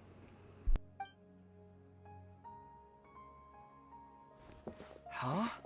But I was gonna rest for a while longer. Hey, stop pulling my hair! Paimon just give him a wet fucking noogie. What you looking at, Sino? I'm still thinking about the Sachin issue. What brings you here? Well, they gave me this limited edition Genius Invocation card, and I figured you'd have more use for it than I. But it's a limited edition. Are you sure you want to give it to me? What else would I do with it? I have no use for it.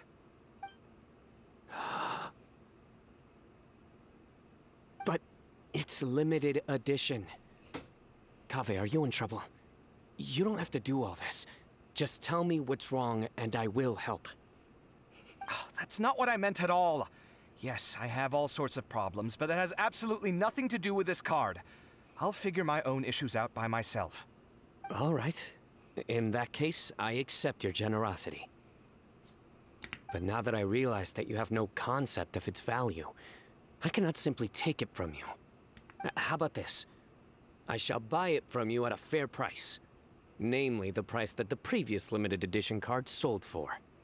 Oh, come on. It's just one card. How much could it really be worth? 1 million more at the very least. Huh? How much? 1 million more? If you feel that's too low, I can go a little higher. 1 million more for a card? But you already have a whole bunch of these, shiny ones, don't you? I saw your deck last time we played. Not every card is this valuable, and some cards are exquisitely designed, but not rare. Huh. Well, I guess they must pay you plenty to be General Mahamatra if you're splashing out on things like this. But really, it's fine. I'd feel bad taking Mora from a friend. Don't feel bad. I save a lot. I can spare the Mora for this card. You don't spend all your savings on your hobbies, do you? You should watch that, you know. You definitely don't want to end up borrowing money in a moment of impulsivity. Living with debt is miserable. Sounds like you're speaking from personal experience. I guess you've been through a lot? I don't want to talk about it. In that case, maybe you're the one who should be listening to your advice. In any case, I, Sino, will take this precious card, and it shall join the deck of destiny. Kaveh, come with me in a few moments to collect the Mora. Thanks to you, I have achieved my goal for participating in this tournament. All right, if you insist. Far be it from me to refuse your courtesy any further. Well, at least I'll be able to keep on top of my bills this month. Maybe I'll even have some left over. In fact, let me treat you all to a meal later. Bring Tainari and Kale, too. Well, this is what they call all's well that ends well. Paimon wonders how the other contestants are doing. Let's go check in with them, shall we? Since we're guest commentators and all. Oh man, it's so cute.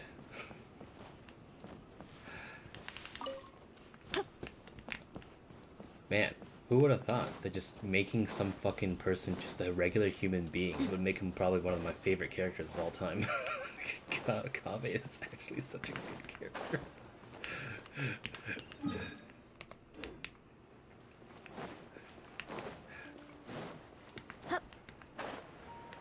He's like, me, for real. I'm telling you, you can't go wrong taking advice from me on what to wear. Back in the day, my fashion style was considered cutting edge by everyone in the academia. Really? Well, then, sure, Madame Farzan. Maybe you could pick out a few fashionable outfits for us. Farzan! Nilu! Even Dia and Candace are here! What are you all up to? Candace and I bumped into these two while we were strolling through the streets. Madame Faruzan here's pretty friendly. When she heard that we were buying clothes, she decided to give us some help. I don't really see anything I'm familiar with. Never mind. We can purchase some textiles and make the clothes ourselves. Let's go with the plain fabric as our base. And embroider red and pink flowers on. Oh, and some green leaves. Cute. Oh, wait a sec. You sure that's the latest style? That sounds a lot like what the older folks back home would wear. Don't worry. This style is a timeless classic. No thanks. This is actually sounding pretty weird. Wait. Madame Farzan's right. That style is a classic. It used to be mainstream fashion. But these days, there's some other options too. If you don't mind, how about I pick some clothes out for everyone? It's not often that we get to meet up, especially since Candace rarely makes it to Sumeru City. Also, I know a few places where I can get a great bargain. Sure. I'm happy to leave it to you. I'll come with you to have a look. One always has to keep on top of what the youth of today are into. Madame Farazan? Come quick, she's over here! Who are you? We're new in the academia. We saw all the amazing things you did during the competition. Do you have any classes we could sign up for? Of course I do. And you're both very welcome to join. That's great! We can't wait. What's your area of research? Precision mechanics? I'm from Haravatat. Huh? But you seem like an expert in machines. Wait, sorry. I remember now. You were representing the Haravatat Darshan in the championship. Oh, their classes are so boring, though. I'm sorry, ma'am. Let me know if you run any other classes in the future. I'll be there. Wow. I knew it. What about you? Aren't you going to leave with your friend? I think you're amazing, Madame Farazan, and I'd like to learn from you for a while, if possible. I can take the class you're teaching as an option, even though cross-Darshan lessons might be a little tough to arrange. But I look forward to learning from you.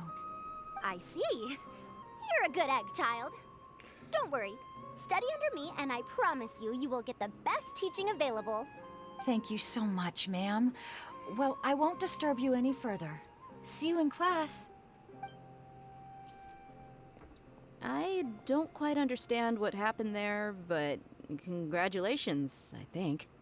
Traveler, Paimon, would you two like to come and pick out some clothes? Sorry, we can't. We've got a meal with Kaveh later, and we have to check in with all the other contestants before then. Oh, by the way, have any of you seen Hat Guy or Layla? I don't know where Hat Guy went. We just saw Layla not too long ago, though. But she was hanging out with some other Ratahoa students, so we didn't get a chance to speak with her. Are you gonna go and see what she's up to? Ratahoa students? They must be the ones who voted for her to enter the competition, right? Oh, she didn't end up winning, so Paimon wonders how they feel about that. Let's go take a peek. I think I might need some more practice if I wanted to embroider my own complex designs. Although, I'm no beginner with a needle and thread. More like upper end of intermediate? The classics are the best. Period. Dia and Candace are both pretty tall. That means they have a lot of options when it comes to clothes. These clothes all seem a bit too flimsy. Is there anything sturdier? If you don't come to Sumeru City often, classic floral designs aren't a bad choice. Those don't really go out of style. And of course, since you're putting this on your body, you need to consider the type of fabric the clothes are made from. Some materials might look stunning, but they can be terribly uncomfortable to wear. Agreed. After all, is fashion not the constant phasing in and out of classics? In that sense, you could always consider the style I suggested too. Wait, sorry, ma'am, but I think it could be quite a while before the style you recommended comes back into fashion. I actually think the style recommended by Madame Faruzan is quite beautiful. Isn't it just? You have a discerning eye, my dear.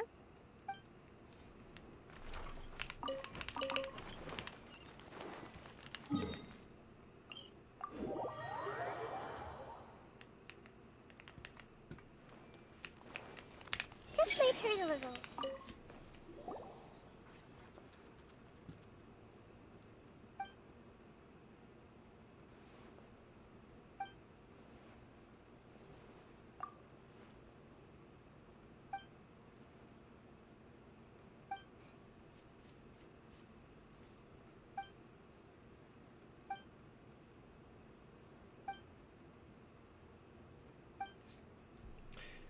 Just let me buy it.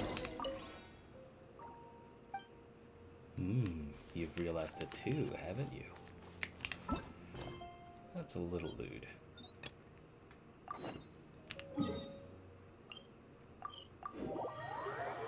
I think Sino might be here. I mean, he was here last, wasn't he?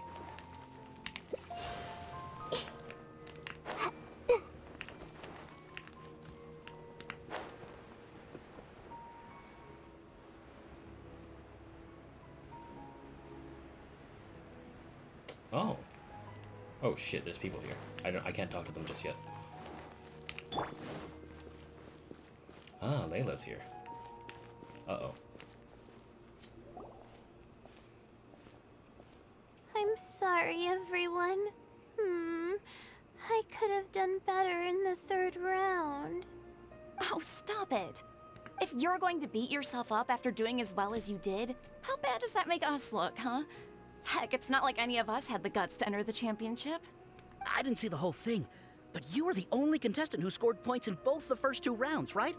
And I heard that you actually found the diadem first in round 3. You came so close to winning the competition. Aw, I just got lucky, I think. That can't be true. You had some really stiff competition out there. The renowned Tainari from Amorta, even Sino the General Mahamatra was there. You're amazing, all of you. Oh. Getting points off them is a huge achievement. The way I see it, people aren't exaggerating one bit with the nicknames they give you. You are a genuine genius. Aw, thanks a lot. But I really don't think I qualify as a genius. In the second round, for instance, I dozed off and somehow found myself beside the device when I came to.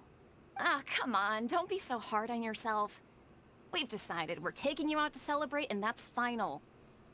Let's go. Cheer up, Layla. The rest of today's all about you. Looks like things are going well for Layla. This is great. We haven't seen Hat Guy since the end of the competition. Oh well, it's almost mealtime. We'd better go meet up with Kaveh and Sino now.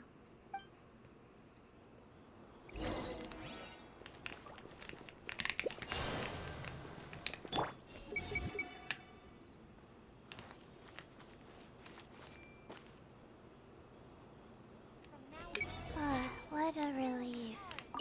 I can't believe it. But in the end, no one was disappointed in me. What a relief. Finally, I can get some good sleep.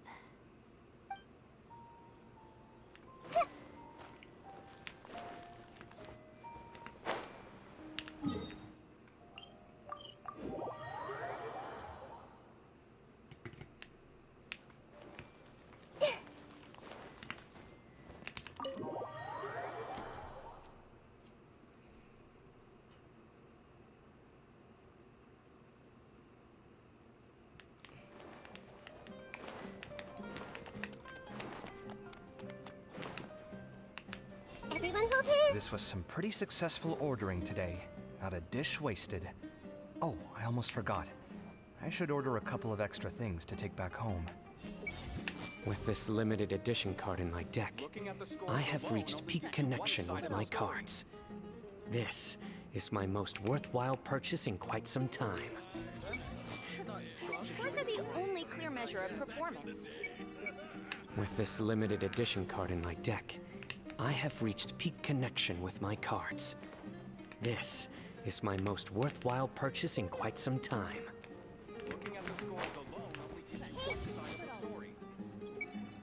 Oh, that's strange. I can't read Tinari. With this limited edition card in my deck,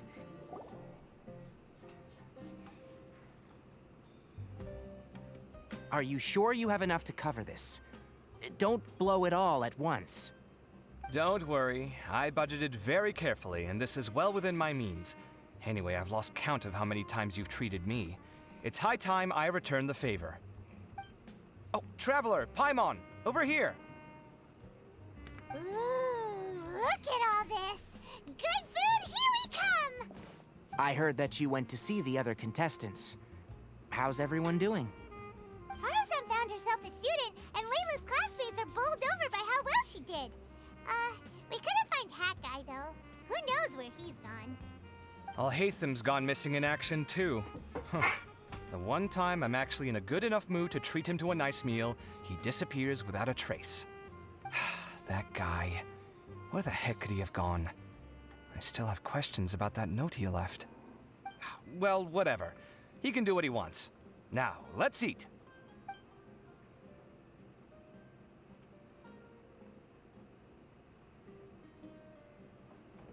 You shocked me a little when you hurled the diadem to the ground. On further reflection, of course, it made sense, but at the time I was expecting at least some amount of deliberation. Sachin's voice started talking to me inside my head from the moment I picked it up. I could feel his emotions, too. It was a mix of despair and horror swirling around inside my mind. He bombarded me with his ideas relentlessly, like he was trying to brainwash me. It gave me a splitting headache that only got worse as he went on. Like I was saying at the time, his views are not necessarily completely without value. But if all his research does is lead to misfortune, then we're probably better off without it. if his forbidden research were to spread in a harmful form and cause people to suffer, the Mantra would step in and ban it. I think you did the right thing. I suppose another way to approach it would have been to claim that you agreed to inherit his research, but give up the research as soon as you've inherited the wealth. But that wouldn't have been your style. I won't comment on his theories or experiments, but I don't believe that he was careless in his choice of candidate. He chose you. That means he knew what he was doing. Perhaps. I just think that if you accept someone else's things, you should honor their wishes. That's a good thing. It means that you have integrity. Thank you, oh my god, thank you. See, you get me, Kale. It's a good thing Alhaitham isn't here right now. He'd be quick to explain why you're wrong. Seems like you always include him in the conversation, even when he isn't here. Yep. No dinner with Kaveh is complete without a few words about Alhaitham. I sense that Alhaitham has in fact been here with us all along. He's here? Where? Why didn't you tell me? He lives rent-free in each of our hearts.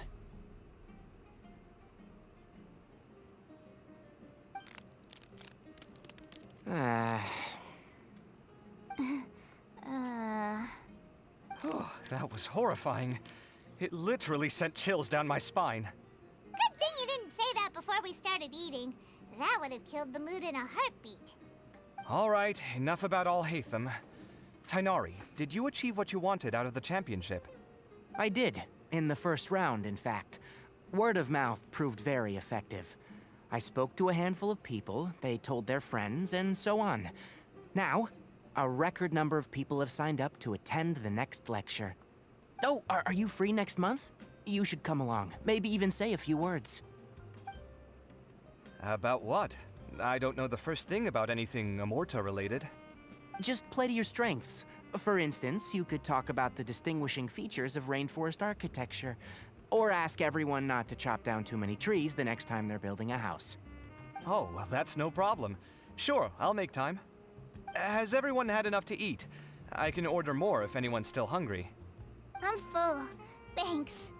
I'm super full, too. If only we could eat like this every day. Yeah, we should do this more often. Work will always be there, but seeing friends is important too. This is a good restaurant. Let's definitely come here again. Sounds good. We should pick a few other places as backup options, though. There are other good places around here, too? Oh, and don't forget to invite us if you go. There's nothing we love more than good food. Kaveh, do you have plans after this? I was thinking of maybe going to the academia for some alone time. Nothing set in stone, though. Why do you ask? Since everyone is free, why don't we play a few matches of Genius Invocation TCG? Eager to show off your new limited edition card, are you? Not to show off. This is my way of thanking you for your help. Only my best friend will have the honor of seeing this card's debut play. All right, sure. I didn't bring my deck with me, though, so I'll need to borrow one. Actually, Master, I made a new one a few days back. Don't tell me you've been spending all your study hours playing cards. Come on, no need to be so stern. They do say that your innate interests are your best teacher, don't they?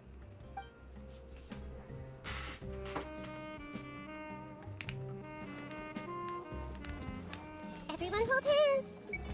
It's been so nice not having to study these last few days. I hope I don't fall behind. Wait. Uh-oh. I've completely forgotten where I was up to. I wonder when Kaveh will be able to pay off his debts. I wish him the best of luck. This was some pretty successful ordering today. Not a dish wasted. Oh, I almost forgot. I should order a couple of extra things to take back home.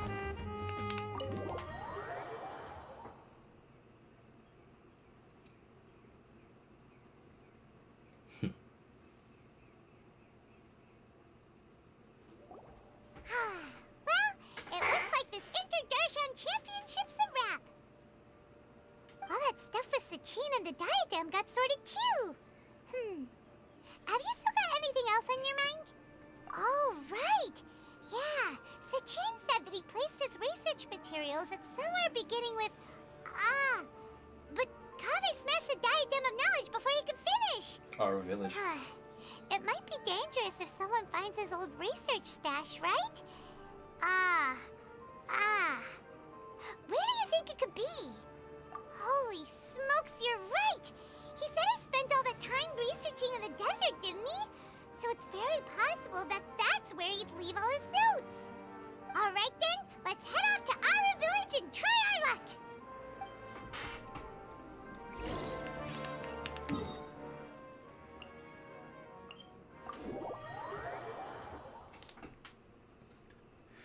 This is gonna turn up something extremely sinister. I'm all here for it.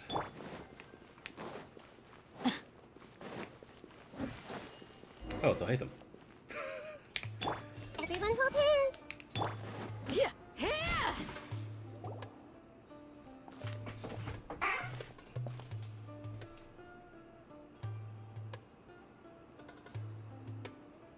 Didn't expect to run into you here. Oh, hey, Thumb. What are you doing here? And what are you reading? Are those? Sachin's notes? Yes. I came across his profile while I was organizing some documents and became interested in his research. If it wasn't for that, I never would have agreed to being a commentator. I had a hunch after seeing the fragment of his mind, and sure enough, I came here and found his research. Wait! So, you've read it already? Are you alright? How do you feel? I think you may have misunderstood something. The reason Sachin chose that architect to inherit his research was that only he could really empathize with both the calamity and the humanity that these notes seek to convey. Only one who resonates with these sentiments would suffer and begin to think of history as bleak, the present as perplexing, and the future as pessimistic. Empathy is a double-edged sword. Clearly, I am not the same sort of person as Sachin was. Empaths have many friends, and their wide social circle comes with certain societal advantages. But this also makes it hard for them to achieve their goals. Why's that? All important things in life involve other people. As such, it's extremely difficult to live a life that causes no harm whatsoever to others. If you really want to achieve your goals, you have to be prepared to make enemies along the way. Not everyone can deal with that reality. And that reality is like the material here. Objective, heavy, negative. But, at the end of the day, for all these experiment results and conclusions, it's just one person's perspective. Sachin's. So, what are your thoughts now that you've read it? As a scholar, Sachin was without a doubt a genius. He laid the blame for the darkness in the world squarely on humanity, experimented extensively with reliable results, and drew logical conclusions. In that sense, one might say his views were correct. So, people are bad? And things can only ever get worse? All of that's true? That is not a question for me to answer. Someone else will arrive shortly. You can ask them instead. All I will say is that the world is not built on correctness alone. Sometimes, being correct means nothing at all. Lofty ideals may provide no defense at all against nihilism, but perhaps little decisions can. By their own choice, the idealist seeks to bring happiness to all while denying themselves the same. Thus, they shall never reach even the borders of truth until they wipe away the ignorance that blinds them. I've never been able to agree with certain philosophies. Even Sachin himself struggled to comprehend the notion of sacrificing oneself for the greater good. But sadly, all viewpoints will find their supporters, and the way we see the world largely decides our fates. All right then, I got what I came for. These research materials are yours to look after. I'll be off. Wait, so you came here just to read this stuff? You missed out on a big get-together, you know. Get-together? Ah, yes, that makes sense. This is a good opportunity for that sort of thing. Guess what? Kaveh treated everyone this time. Then I'm sure he packed up the leftovers for me. See ya. And there he goes. Well, it seems like he really wasn't affected by this research. He said that someone else would answer our questions. Who do you think that'll be? Sachin.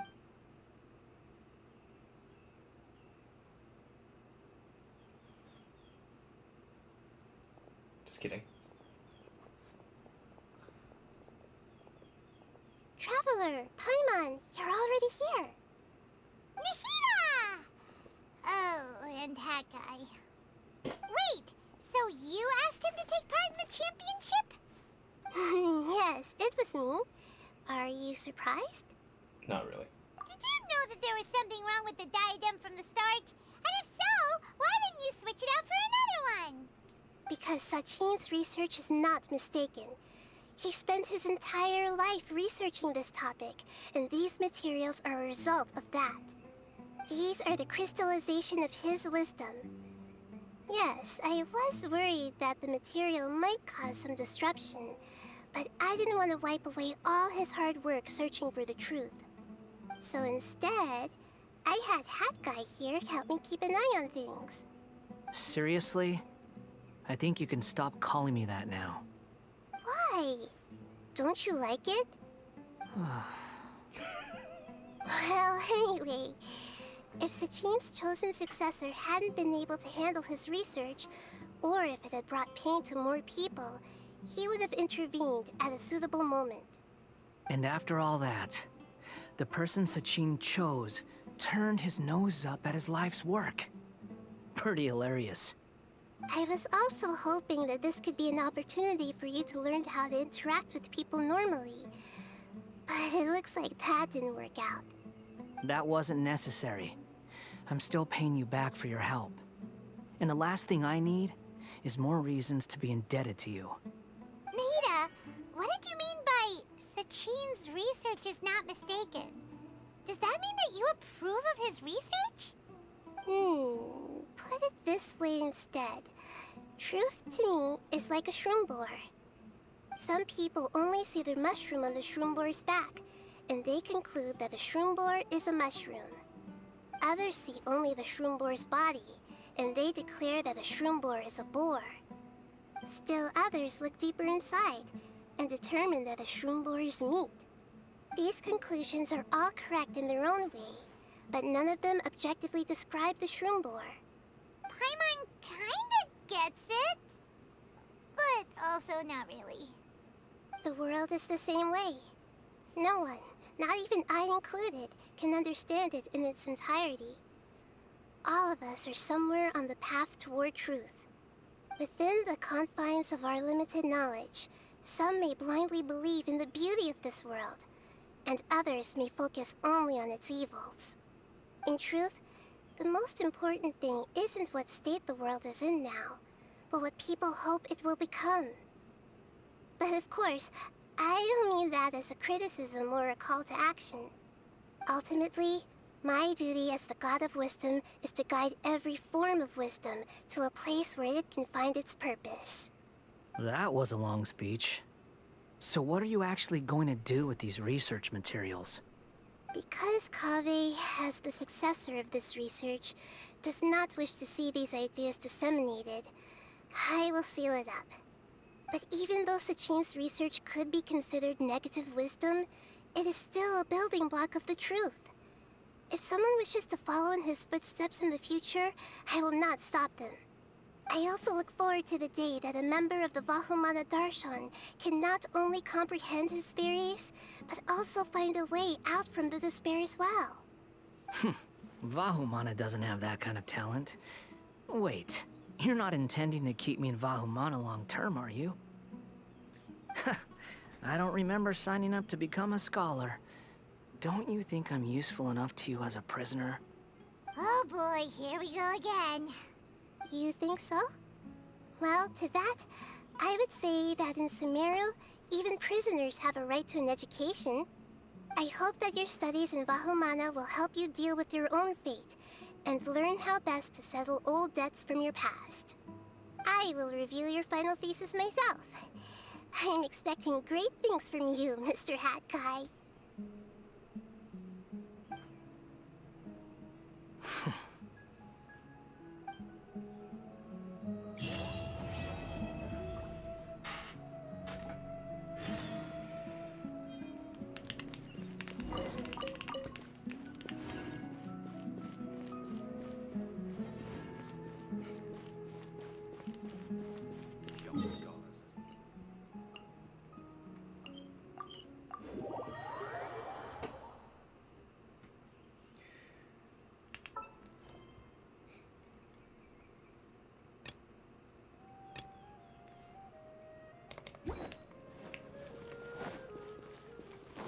Just shaking my head.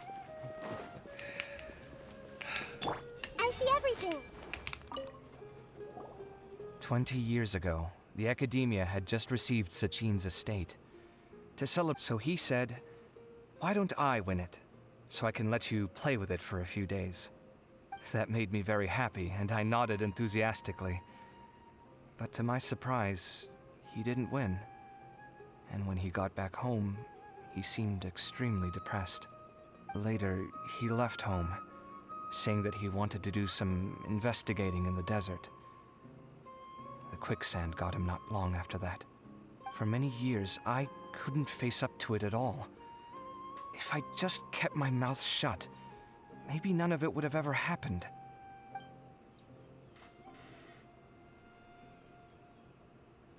Wait, so the person we came across in our investigation, who went into the desert 20 years ago, it was... Is that why Sachin thought I looked familiar? I can't believe it.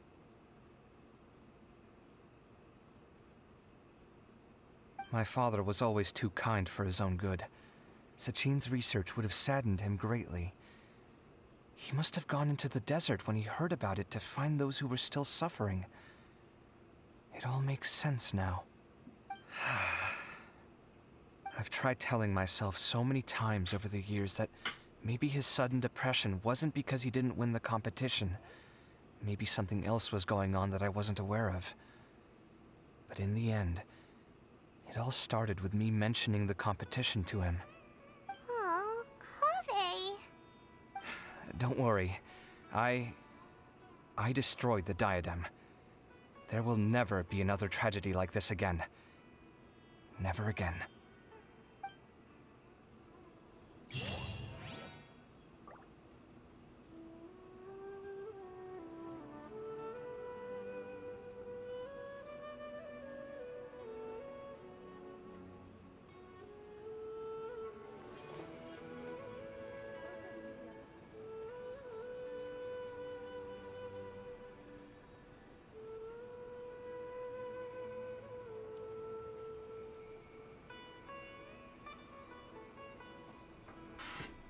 Damn, dude.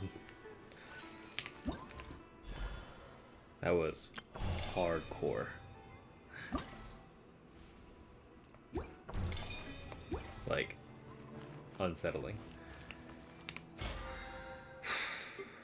Well...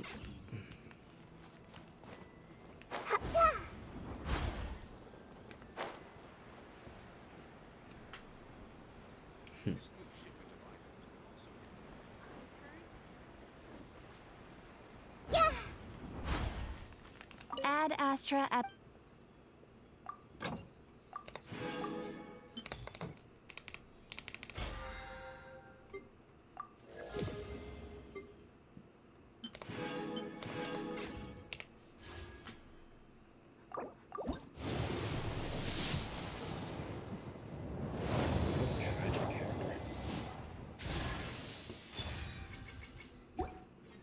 A very fitting weapon to get, to be quite honest with you. Damn. I'm glad I revisited the game for now, even if it cost me an extra day. It is interesting.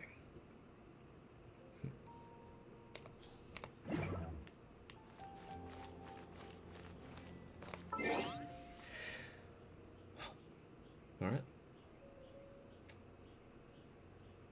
Cool. All right, GG's. That was an experience. Good night.